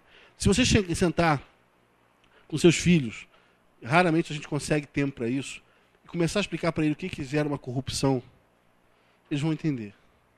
Se você explicar que muitas vezes, quando ele chega numa padaria e a moça dá um troco a mais, e ele pega aquele troco e fala: oba, põe no bolso e vai embora, quando fecha o dia, ela não consegue fechar a conta. O patrão desconta do salário, ou demite, ou faz alguma outra coisa. Ela chega em casa desmotivada, o marido está preocupado, começa um confronto, acaba no fim do dia ela está morta. Eu estou me referindo ao caso real. Não estou me referindo ao caso fictício, não. O caso real, que foi exatamente o que aconteceu. E quem matou essa senhora? É sempre uma reflexão que nós precisamos fazer. E quando você conversa sobre isso com crianças, eles entendem. E entendem, e porque a criança é o primeiro que fala: pai, não passa o sinal vermelho, está errado. Pai, cadê o cinto de segurança? Quem tem filho pequeno sabe que você tenta entrar num carro e não botar o cinto de segurança ou passar um sinal vermelho. E essa postura ética é que precisa ser preservada, é que precisa ser multiplicada, é que não pode ser contaminada com os fatores de competição que a gente enfrenta no mercado, na vida, na sociedade todos os dias. Estou com duas perguntas. Ministro, bom dia. Carolina, da SAI. O Brasil foi um dos países que assinou o protocolo facultativo de enfrentamento à tortura. E, dentre os mecanismos que esse protocolo prevê, é um mecanismo preventivo nacional que teria mais autonomia para investigar esses crimes, dentro, principalmente dos presídios. A gente já está há cerca de 2 anos atrasados, né? Eu queria saber se existem medidas concretas tomadas para implementar esse mecanismo de preventivo nacional.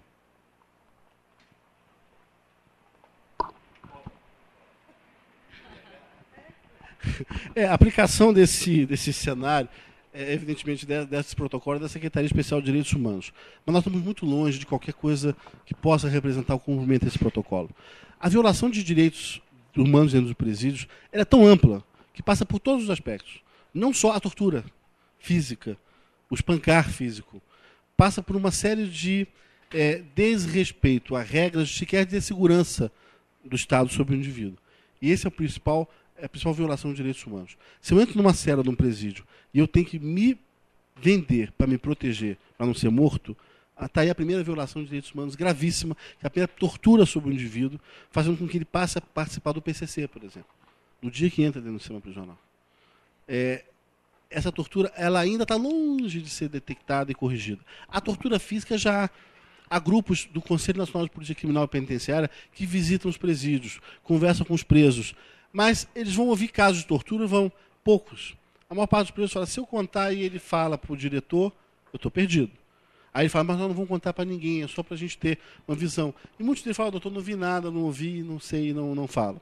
Com relação às forças policiais, nós temos que no Brasil substituir a técnica de investigação, a tecnologia, pelo sistema de interrogatório, simplesmente. A Polícia Federal fez isso. Vocês não têm notícia de tortura da Polícia Federal há quantos anos? Anos? Não tem, né, Pontel? Não tem. Tortura de policiais federais. E ela melhor investiga o crime. Ela chega rapidamente à elucidação. Mas nas PMs ainda é muito comum. A prática do pau de arara, a prática do interrogatório sobre tortura. Isso nós precisamos depurar das nossas polícias. Porque não funciona. O policial vai delatar uma coisa que ele não fez, que ele não viu, num momento de tortura como essa. E acho que o principal desafio nosso é refinar dentro do sistema prisional essas denúncias, essa apuração de tortura, mas ao mesmo tempo desconstituir essa linha de interrogatório policial que gera tortura dentro das polícias no Brasil inteiro. Esse aspecto, acho que está além do que o protocolo pede até. O protocolo pede respeitos básicos. Nós estamos muito longe de atingir esses respeitos básicos, mas nós precisamos começar efetivamente nesse novo sistema prisional, como o nosso federal, é muito rígido. Mas nunca houve uma tortura. Nunca houve uma tortura documentada e comprovada. Houve alegação de tortura porque o preso queria voltar para o Estado. Então ele disse que estava sendo torturado dentro do sistema prisional federal, mas ele esqueceu que nós tínhamos 200 câmeras em cada presídio. E a gente viu que naquele dia, naquela hora, não aconteceu nada. Ele estava dentro da cela sozinho. Então, deu para desconstruir a denúncia, porque era uma denúncia fundada nesse interesse de voltar para o sistema estadual. Mas, levando esse modelo para os sistemas estaduais, a gente precisa, dentro do sistema prisional, passar a ter outra relação. O preso tem que cumprir a pena, mas nós temos que fazer um tratamento desse indivíduo durante a pena. E esse tratamento passa por uma vinculação psicossocial. Se o crime que ele praticou for um crime de violência, ele tem que ter preparação psicológica para retornar ao convívio social. Se o crime que ele praticou for patrimonial, ele tem que ter uma preparação profissional para quando sair da cadeia ter emprego, ter condições de se reintegrar sem necessidade de partir para esse tipo de ato de novo. E esse tratamento do preso, nossa, nós estamos longe demais. Nós estamos longe de uma guarda adequada. Nós estamos longe sequer de promover a guarda desses indivíduos. Passar por um preço, mas é a nossa meta. Nossa meta é de uma maneira ou de outra. Agora, é difícil, por quê? Porque você precisa de uma educação social para isso. A sociedade gosta de ver o preso torturado. Ela quase vibra quando ela percebe que um policial matou ou torturou um preso. Ela tem isso como assim, bem feito. Ele tem que sofrer pelo que ele fez, sabendo que aquela pessoa, esquecendo-se que aquela pessoa volta ao convívio social. Eu acho que as normas de direitos humanos internacionais, a SDF faz um esforço enorme para cumprir. Mas nós estamos muito longe do que poderia ser sequer um standard mínimo desse cumprimento. Bom dia, ministro. Fábio Saez Silva do IPEA. Eu, em primeiro lugar, compartilho da sua visão de que o desafio do Ministério da Justiça tem sido, e ainda é, o de se transformar num centro irradiador de políticas públicas e não simplesmente de reação a grandes acontecimentos que tocam na agenda. E eu acho que o órgão avançou bastante do ponto de vista substantivo, né, na construção de políticas públicas ao longo dos últimos anos, e até acho que na sua gestão, né, apesar de relativamente curta, a inclusão do sistema prisional e da segurança nas fronteiras, acho que também, né, representou aí um avanço importante. A minha dúvida é quanto ao futuro disso, né, porque acho que tem dois grandes desafios. Um deles é o financiamento e o outro é uma estrutura de governança que ajude a articular essa política. E isso a gente está ainda, né, sem muita segurança a respeito, né. Na questão do financiamento tem o Pronas, que injetou aí, né, bilhões de reais nesse campo, mas o Pronas é um programa, né, uma hora ele pode acabar e a gente não tem, por exemplo, no Fundo Nacional de Segurança Pública, né, um volume de recursos suficiente para dar continuidade a esse tipo de investimento. E na parte de governança, acho que também tem todo um desafio aí de articular com os estados, né, e com os municípios, mas não a partir dessa lógica de troca, né, de indução, na base de projeto, mas de criar mesmo uma estrutura em que esses órgãos se reúnam para planejar e executar as políticas públicas e avaliar elas de tempos em tempos. Então, eu queria ouvir a sua reação em relação a esses dois grandes desafios. Evidentemente, quando a última pesquisa Ibope foi às ruas ouvir a população sobre suas 3 principais preocupações. O que te preocupa no dia a dia? Isso foi feito antes agora do período eleitoral da eleição, pouco antes da eleição. Respostas: saúde, educação e segurança, sempre. O desemprego não apareceu dessa vez. Segurança substituiu o desemprego. Qualquer pesquisa se faça no Brasil. Hoje, como o Brasil teve uma melhoria das condições econômicas, sociais, 30 milhões de pessoas saíram da linha de pobreza, passaram para uma linha, classes C e D, e C e B, nós temos uma condição melhor para dar um tratamento mais adequado ao Brasil. Embora segurança e violência não se vinculem à pobreza. Não existe uma relação direta entre segurança e pobreza. Existem maiores índices de crimes em áreas pobres por várias outras razões. Mas não significa que uma região, uma área pobre, será uma área necessariamente mais violenta.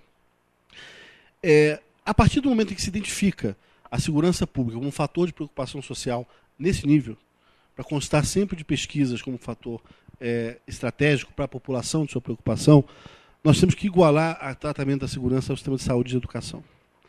Nós temos que partir para um sistema de segurança pública nacional. O que se chama de sistema único de segurança, sistema de segurança integrada, um sistema nacional de segurança onde você tenha, desde as políticas salariais, das políticas de capacitação e formação profissional, uma uniformidade, e a partir daí sistemas integrados, polícias integradas, né, projetos integrados nacionais, com indução forte do governo federal e participação mais efetiva do governo federal na construção dessas políticas. Esse pacto federativo é o nosso limite de atuação nesse momento. Nós temos que avançar um pouco nesse pacto federativo. Porque esse mecanismo de indução, você tem toda a razão, ele funciona com os atuais governadores. Talvez a partir de 1º de janeiro já não funcione em um estado A, ou B ou C. O governador pode dizer: olha, eu não gosto de vocês. Eu tive dificuldades com São Paulo durante esses últimos 4 anos, por questões políticas. Embora os técnicos conversassem bem. Efetivamente, isso não pode mais estar entregue a uma estratégia política em termos de política eleitoral, em termos de política partidária. E, ao mesmo tempo, estados de oposição como Alagoas, Minas Gerais e Rio Grande do Sul eram grandes parceiros do governo federal na área de segurança pública. São Paulo não foi. Não teve. São Paulo não mandou nenhum preso para os presídios federais, não mandou nenhum guarda para a Força Nacional, que é um outro projeto que nós criamos. E a Força Nacional mostra bem um exemplo desse avançar no Pacto Federativo sem ferir o Pacto Federativo. Havia uma discussão muito presente até o ano de 2005, quando a Força foi criada, se os militares deveriam ou não participar da segurança pública. Nós deveríamos ou não colocar as Forças Armadas nas ruas para combater o crime organizado. Havia sempre uma resposta técnica de que não. Que as Forças Armadas são preparadas por preservação da integridade territorial brasileira e da soberania. Elas não são preparadas para o enfrentamento da criminalidade dentro de uma zona urbana. E se nós fôssemos preparar as Forças Armadas para isso, nós íamos descaracterizar a sua missão principal, que é importantíssima, que é estratégica para o Brasil. Então, por carência de uma polícia efetiva, nós íamos pegar uma instituição brasileira que tem uma tarefa específica e deformar essa tarefa para um outro tipo de trabalho. Mas como agir? Como atuar nos estados para evitar as crises? As greves, quando a polícia para. Os grandes eventos, como Copa do Mundo, Olimpíadas, já que nós falamos do Pan-Americano. A resposta foi dar um passo a mais no Pacto Federativo. Foi criar uma Força Nacional de Segurança Pública. Como funciona essa força? São policiais militares, civis e bombeiros dos estados que nós recrutamos para Brasília. A partir da chegada em Brasília, eles recebem diárias por parte do governo federal, o que dá um bom adicional de salário, muito bom, dobra ou triplica para alguns estados, mas ele entra num processo de formação duríssimo, na Academia de Polícia Federal, no quartel do BEP em Lusiânia, criado para isso, e eles passam por uma preparação intensa no que diz respeito à contenção de distúrbios, a enfrentamento de crime em área conturbada, favela, como entrar numa favela, como fazer abordagem, como sair, como preparar incêndios, catástrofes naturais. São treinados. Voltam aos seus estados e a gente pega outros policiais. Voltam com equipamentos e com capacitação e formação mais efetiva. Mas eu vou recebendo e vou devolvendo. Mas, ao mesmo tempo, eu mantenho uma unidade de 500 aqui fixa. E a possibilidade de convocação desse efetivo, aspas, reservista, que voltou aos seus estados. Essa força já atuou em 14 estados brasileiros. Atuou no Pan-Americano, fazendo com que o Rio tivesse um momento de muita tranquilidade naquele momento. Atua nesse momento na contenção do desmatamento na Amazônia. Atua no Rio de Janeiro, atua no Espírito Santo, atua em Alagoas, atua em várias partes, no Maranhão, em várias partes do Brasil, que é uma força dos estados, formada, equipada, para atuar em benefício dos próprios estados. Como é que funciona isso? Digamos que, como aconteceu, vou dar o caso real, o sistema prisional e de polícia militar do Maranhão entrou em greve. A governadora pediu, eu quero socorro. Nós mandamos 500 homens para lá. Como é que você faz isso? Você faz através de um decreto, que é editado, e uma portaria do ministro, permitindo que a força se desloque para o Estado, a pedido do Estado afetado, e atua sob a ordem do Estado afetado. Então eu coloquei à disposição da Força de Segurança Pública do Maranhão X homens que iam atuar no sistema prisional ou na segurança pública nas ruas em coordenação e comando daquele Estado afetado. Não firo o Pacto Federativo, mas eu dou um passo além dele. Estou fazendo com que uma tropa formada pelo governo federal entre e haja junto ao Estado. É esse tipo de proposta que a gente precisa implementar mais no Brasil. É avançar sobre o Pacto Federativo sem feri-lo. E tentar ter mais do que uma política indutora de segurança pública. Ter um sistema de segurança pública estruturado, com rango constitucional, e aí nós vamos ter que trabalhar com uma reforma constitucional para que ele também se insira nos moldes da saúde e da educação como sistemas únicos nacionais, e a partir daí ter mais do que um apoio voluntário do Estado, mas ter um sistema que pode servir de amparo à população de uma maneira semiautomática quando se precisar dessa intervenção. E algumas unidades em termos de polícia. Eu defendo, por exemplo, que as polícias estaduais tenham uma integração. Sim, alguém falou, vamos integrar a Polícia Civil com a Militar? Podemos integrar nas áreas de gestão administrativa. Compras, licitações, contratos, gestão, eficiência de gestão, que não precisa estar na mão de policiais. Pode estar até na mão de técnicos que promovam gestão mesmo de uma instituição pública. E os policiais se dediquem à gestão técnica específica das suas atuações. Acho que esse é o caminho para a gente ter um Senado de Segurança Pública menos politizado e mais consolidado como uma política que corresponde à pesquisa onde a população indica como preocupação o tema da segurança. Bom dia.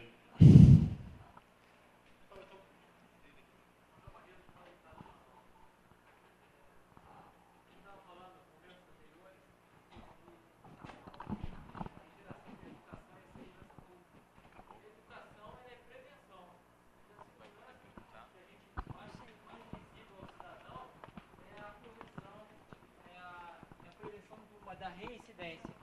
E a minha pergunta é com relação a justamente isso aí. Qual é a interação entre o Ministério da Justiça, a ação entre o Ministério da Justiça e o Ministério da Educação ou Secretaria de Segurança Estadual de uma forma visceral, lá na Lei de Diretrizes e Bases da Educação, que desde 96 ela cortou do currículo da educação brasileira de disciplinas como estudos sociais, educação moral e cívica, organização social e política, estudos problemas brasileiros na universidade. Então, essa ação né, na educação, ela deveria atuar de uma forma mais utilitária, porque o cidadão que sabe aonde ele fere o direito do companheiro, do outro cidadão, e sabe os seus limites, ele poderá evitar que ocorra o crime ou que venha a ser necessária a truculência policial que vai acontecer certamente com aqueles que não tiverem esse conhecimento social, que eu volto a dizer, lá na educação. Obrigado. Pois não. Pedro Dalcero Sai. Ministro, as campanhas de prevenção ao uso de drogas e a repressão ao tráfico de drogas têm se focado exatamente no tráfico, né, no criminoso. Mas o exemplo que o senhor deu do garoto que fica com o troco e acaba gerando crime à noite, nós sabemos que o consumidor de drogas, independentemente da posição que cada um tenha sobre se deve legalizar ou não o uso de drogas, a gente sabe que o consumo de drogas é sócio do crime, é sócio da violência, porque financia a compra de armas e todo esse tipo de coisa. O Ministério da Justiça tem alguma campanha focada no consumidor? As Nações Unidas, há alguns anos, reconheceram o papel do consumidor como sócio do crime, sócio da violência. O Ministério tem alguma campanha nesse sentido? Obrigado.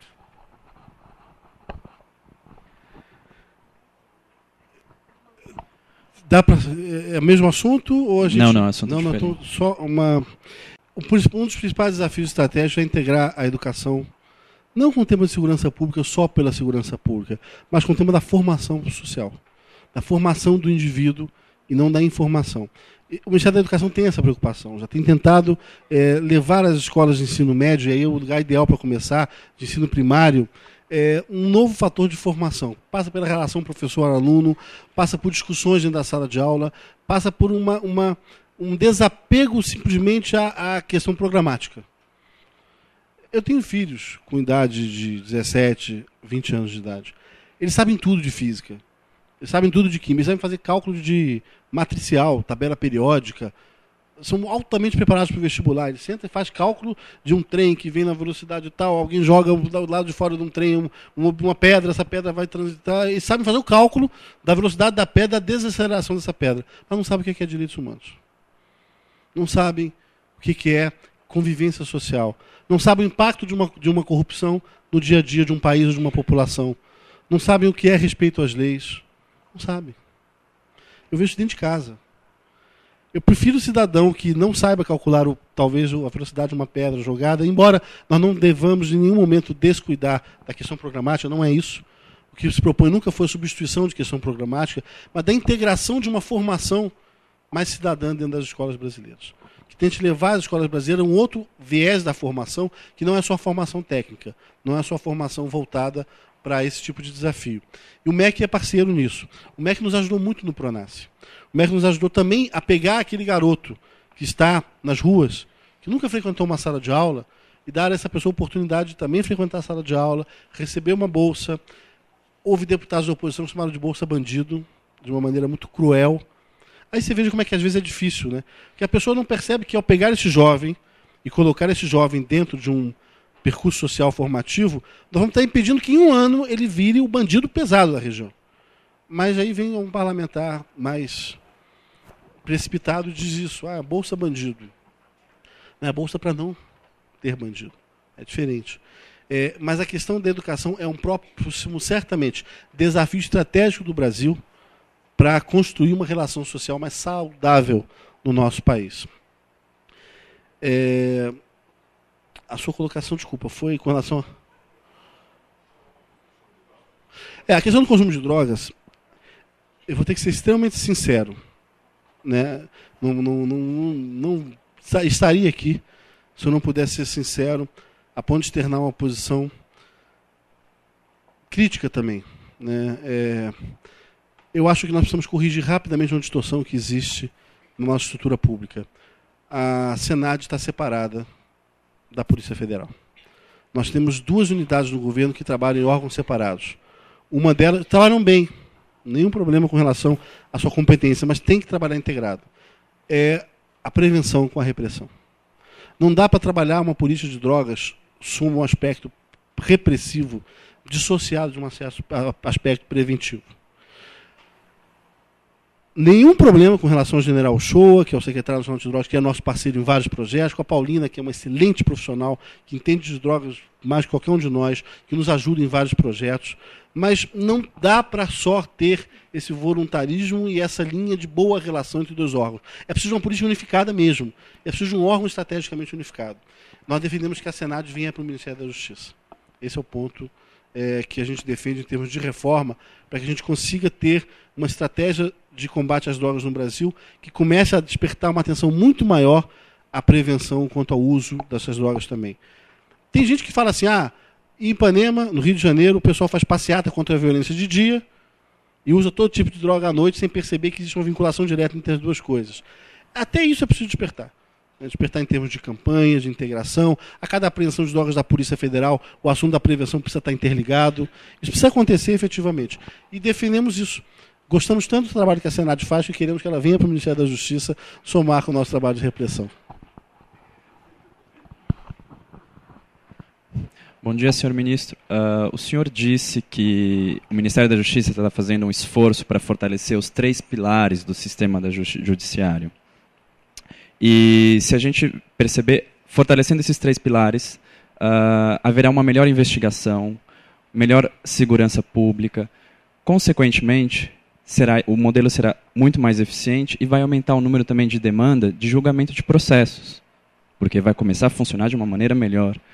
Hoje já existe um déficit do julgamento dos processos que estão sendo julgados, crimes que foram cometidos 8, 10 anos atrás. Como fazer, qual é o plano estratégico, o planejamento estratégico para lidar com essa demanda e esse aumento de julgamento de processos? O que está sendo feito para isso? 2 linhas. Pois não.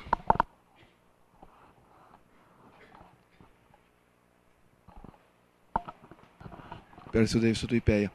Relacionando a pergunta feita, o senhor considera que o aparato jurídico e a estrutura do judiciário concorrem para efetivamente reduzir a realidade de impunidade e implantar uma verdadeira, digamos, justiça cidadã no país? Não, não considero. Na verdade, 2 fatores nós precisamos aplicar à questão do Poder Judiciário. O primeiro fator é desenvolver todo um sistema alternativo de solução de conflitos. Preventivo, inclusive. É a justiça comunitária, a justiça volante, os mecanismos de mediação e arbitragem. Porque levar todo tipo de delito para o Poder Judiciário tem 2 problemas. O primeiro, que superlota o Poder Judiciário. O segundo, que promove um sistema de exclusão, que é fator de segurança pública. Quantas vezes o sujeito é um sujeito mais pobre, ele sofre uma lesão de seu direito. Aí ele fala assim, eu preciso reparar meu direito. Vou entrar com uma ação judicial. Aí ele vai no escritório de um advogado. Eu posso falar, eu sou advogado, registrado no AB, nenhum problema. Chega no escritório de advogado, qual é o seu problema, meu amigo? Porque o vizinho foi dar ré no carro dele, bateu no meu carro, amassou e disse que não vai pagar de jeito nenhum. Eu não tenho seguro. Perfeitamente, sua causa é fácil. Vamos, tire fotografia, registre isso e eu vou entrar com sua causa. Quanto o senhor me cobra? R$5.000. Mas, doutor, o conserto do carro custa R$3.000. Não, mas o senhor vai pagar R$5.000, mas tem custas processuais. Em 10 anos nós vamos ter sua solução para o seu problema. Aí ele fala, efetivamente não é essa a solução para o meu problema. Aí ele vai até lá e vai tomar satisfação com o vizinho. Vai obrigar o vizinho a pagar o carro. O vizinho diz que não vou pagar. Aí ele pega uma marreta e arrebenta o carro do vizinho. E o vizinho vai e mata essa pessoa com 3 tiros de revólver. Outra cena real, que eu estou acabando de explicar para o senhor, que mostra que esse sistema de prevenção de conflitos ele precisa acontecer. É a justiça comunitária, onde ele pode sentar junto a um mecanismo qualquer alternativo e dizer, você tem razão ou você não tem. Eu visitei uma recente experiência onde eu cheguei a ver casos de separação judicial. Eu vi um caso de condomínio, briga de condomínio, que às vezes termina em violência. Vi um caso de separação judicial com bens do casal, onde a justiça comunitária acertou ali um acordo, era uma união de fato, fecharam ali um acordo e resolveram o problema. Esses mecanismos alternativos à solução de conflitos precisam ser levados à população de baixa renda, ao campo. Então, por exemplo, eu tenho um conflito com ele aqui, e de repente preciso resolver esse conflito. Ao invés de acionar o Poder Judiciário, se é um conflito menor, eu designo ela como árbitra desse conflito. levamos as nossas posições, ela vai arbitrar quem tem razão e a forma de reparação devida. E as partes vão aceitar aquilo desde o primeiro momento, quando sentam por ali. E se não aceitarem, essa decisão passa a valer como título executivo extrajudicial. Esse é um sistema inteligente para uma composição de conflitos preventiva, barata, que promove o acesso à justiça de uma camada. Porque nós temos também em segurança pública o seguinte fator: a violação de direitos promove nova violação de direitos. Se eu não tenho meu direito respeitado, eu vou violar também. E não vou respeitar o direito do outro quando violado. Então, esse mesmo indivíduo, se saísse no dia seguinte, batesse o carro em outro, eu não vou pagar. Não pagaram o meu, por que eu vou pagar o dos outros? Eu vou ser o único no mundo correto? E esse tipo de violação acontece, gente, crimes graves, a partir do direito de vizinhança, do confronto com som no final de semana. É mais comum crimes acontecerem que a pessoa vai reclamar do som alto da festa do vizinho. Chega a crimes isso no Brasil. E esses mecanismos de solução alternativa de conflitos, não se pode esperar que o judiciário tenha que dar a solução a isso. Tem que se levar a um sistema alternativo de solução de conflitos. Com relação ao Poder Judiciário, estrito senso, sua atuação, nós temos que sair do formalismo do século XVII. Às vezes, dentro da sala de um juiz, a única coisa que mudou em 200 anos foi da pena para o computador, passando pela máquina manual, pela máquina elétrica, mas nada mudou ali dentro. É um justiça extremamente formal. Nós precisamos desenvolver mecanismos de justiça oral. O juiz pode sentar diante de duas partes e dizer qual é o problema. É assim, assim, assim, decido. E depois, se a pessoa estiver inconformada, se restabelece o sistema mais formal na segunda instância. Mas a primeira instância vai ser rápida e mais descomplicada. Claro que advogados não gostam muito dessas soluções, porque é perda de mercado de trabalho. Mas espera aí, esse mercado não existe também para grande parte dos advogados. Porque o juiz não tem como pagar R$5.000. Só promove mais violações. É preciso, sim, nós termos um sistema que descomplique, simplifique o Poder Judiciário. Saia do formalismo exagerado. A produção, às vezes, de uma prova, a oitiva de uma testemunha, passam por um sistema formal tão complexo que demanda mais de 50% do tempo a formalização do que efetivamente a prestação jurisdicional. E isso precisa ser modernizado. Como nós estamos propondo isso? Na reforma infraconstitucional do Poder Judiciário.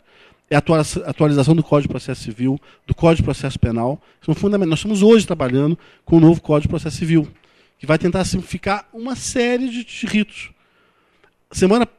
Há 2 semanas nós aprovamos um sistema, uma lei de um artigo, que falava sobre os recursos aos tribunais superiores por meio de embargos infringentes. É uma modificação que ninguém percebeu. A imprensa publicou uma notinha. O presidente Lula assinou uma lei de um artigo que reduz em 6 meses o tempo de tramitação processual no Brasil, em um processo civil normal no nosso país. E até criminal também pode ser usado também para apelações aos tribunais superiores, o STJ e o Supremo. E perceba que são esses mecanismos de modernização, de reforma do Poder Judiciário, que permitirão uma justiça no futuro quase que, se não instantânea, mas contemporânea aos fatos que ela venha a julgar. A justiça tardia é sinônimo de injustiça, não vai funcionar. Eu não posso julgar um indivíduo fora do contexto social e pessoal da prática daquele delito. Eu vou fazer uma injustiça qualquer, para mais para menos. Porque, efetivamente, naquele momento do julgamento, às vezes aquela conduta ela é muito mais odiosa do que na época da sua prática, ou vice-versa. E nós vamos estar desconfigurando um quadro de prestação jurisdicional mais próximo da realidade. Então, acho que são os 2 mecanismos mais importantes do Poder Judiciário. É trabalhar com mecanismos alternativos de solução de conflitos e, ao mesmo tempo, com uma justiça mais séria. É desburocratizar, simplificar, sair das ordenações manuelinas e filipinas, que muito ainda são ordenações portuguesas, muito antigas, que ainda regem os códigos brasileiros e que precisam de uma efetiva modernização para um Brasil do século XXI, para um Brasil mais moderno.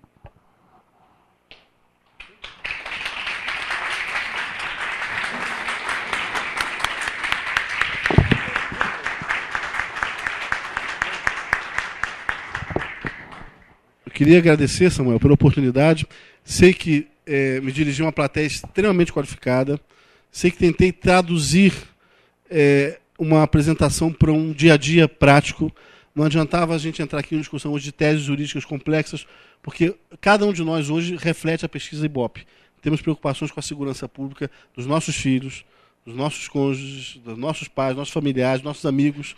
E acho que é bom a gente entender um pouco o que acontece no Brasil e perceber como é importante um planejamento estratégico de médio prazo para que a gente tenha um avanço concreto do Brasil nessa área de atuação. E, para mim, poder estar diante de uma plateia tão qualificada é uma honra e, efetivamente, foi um diálogo bastante produtivo também para o Ministério da Justiça. Eu tenho muito a agradecer por essa oportunidade de estar aqui hoje com vocês. Obrigado.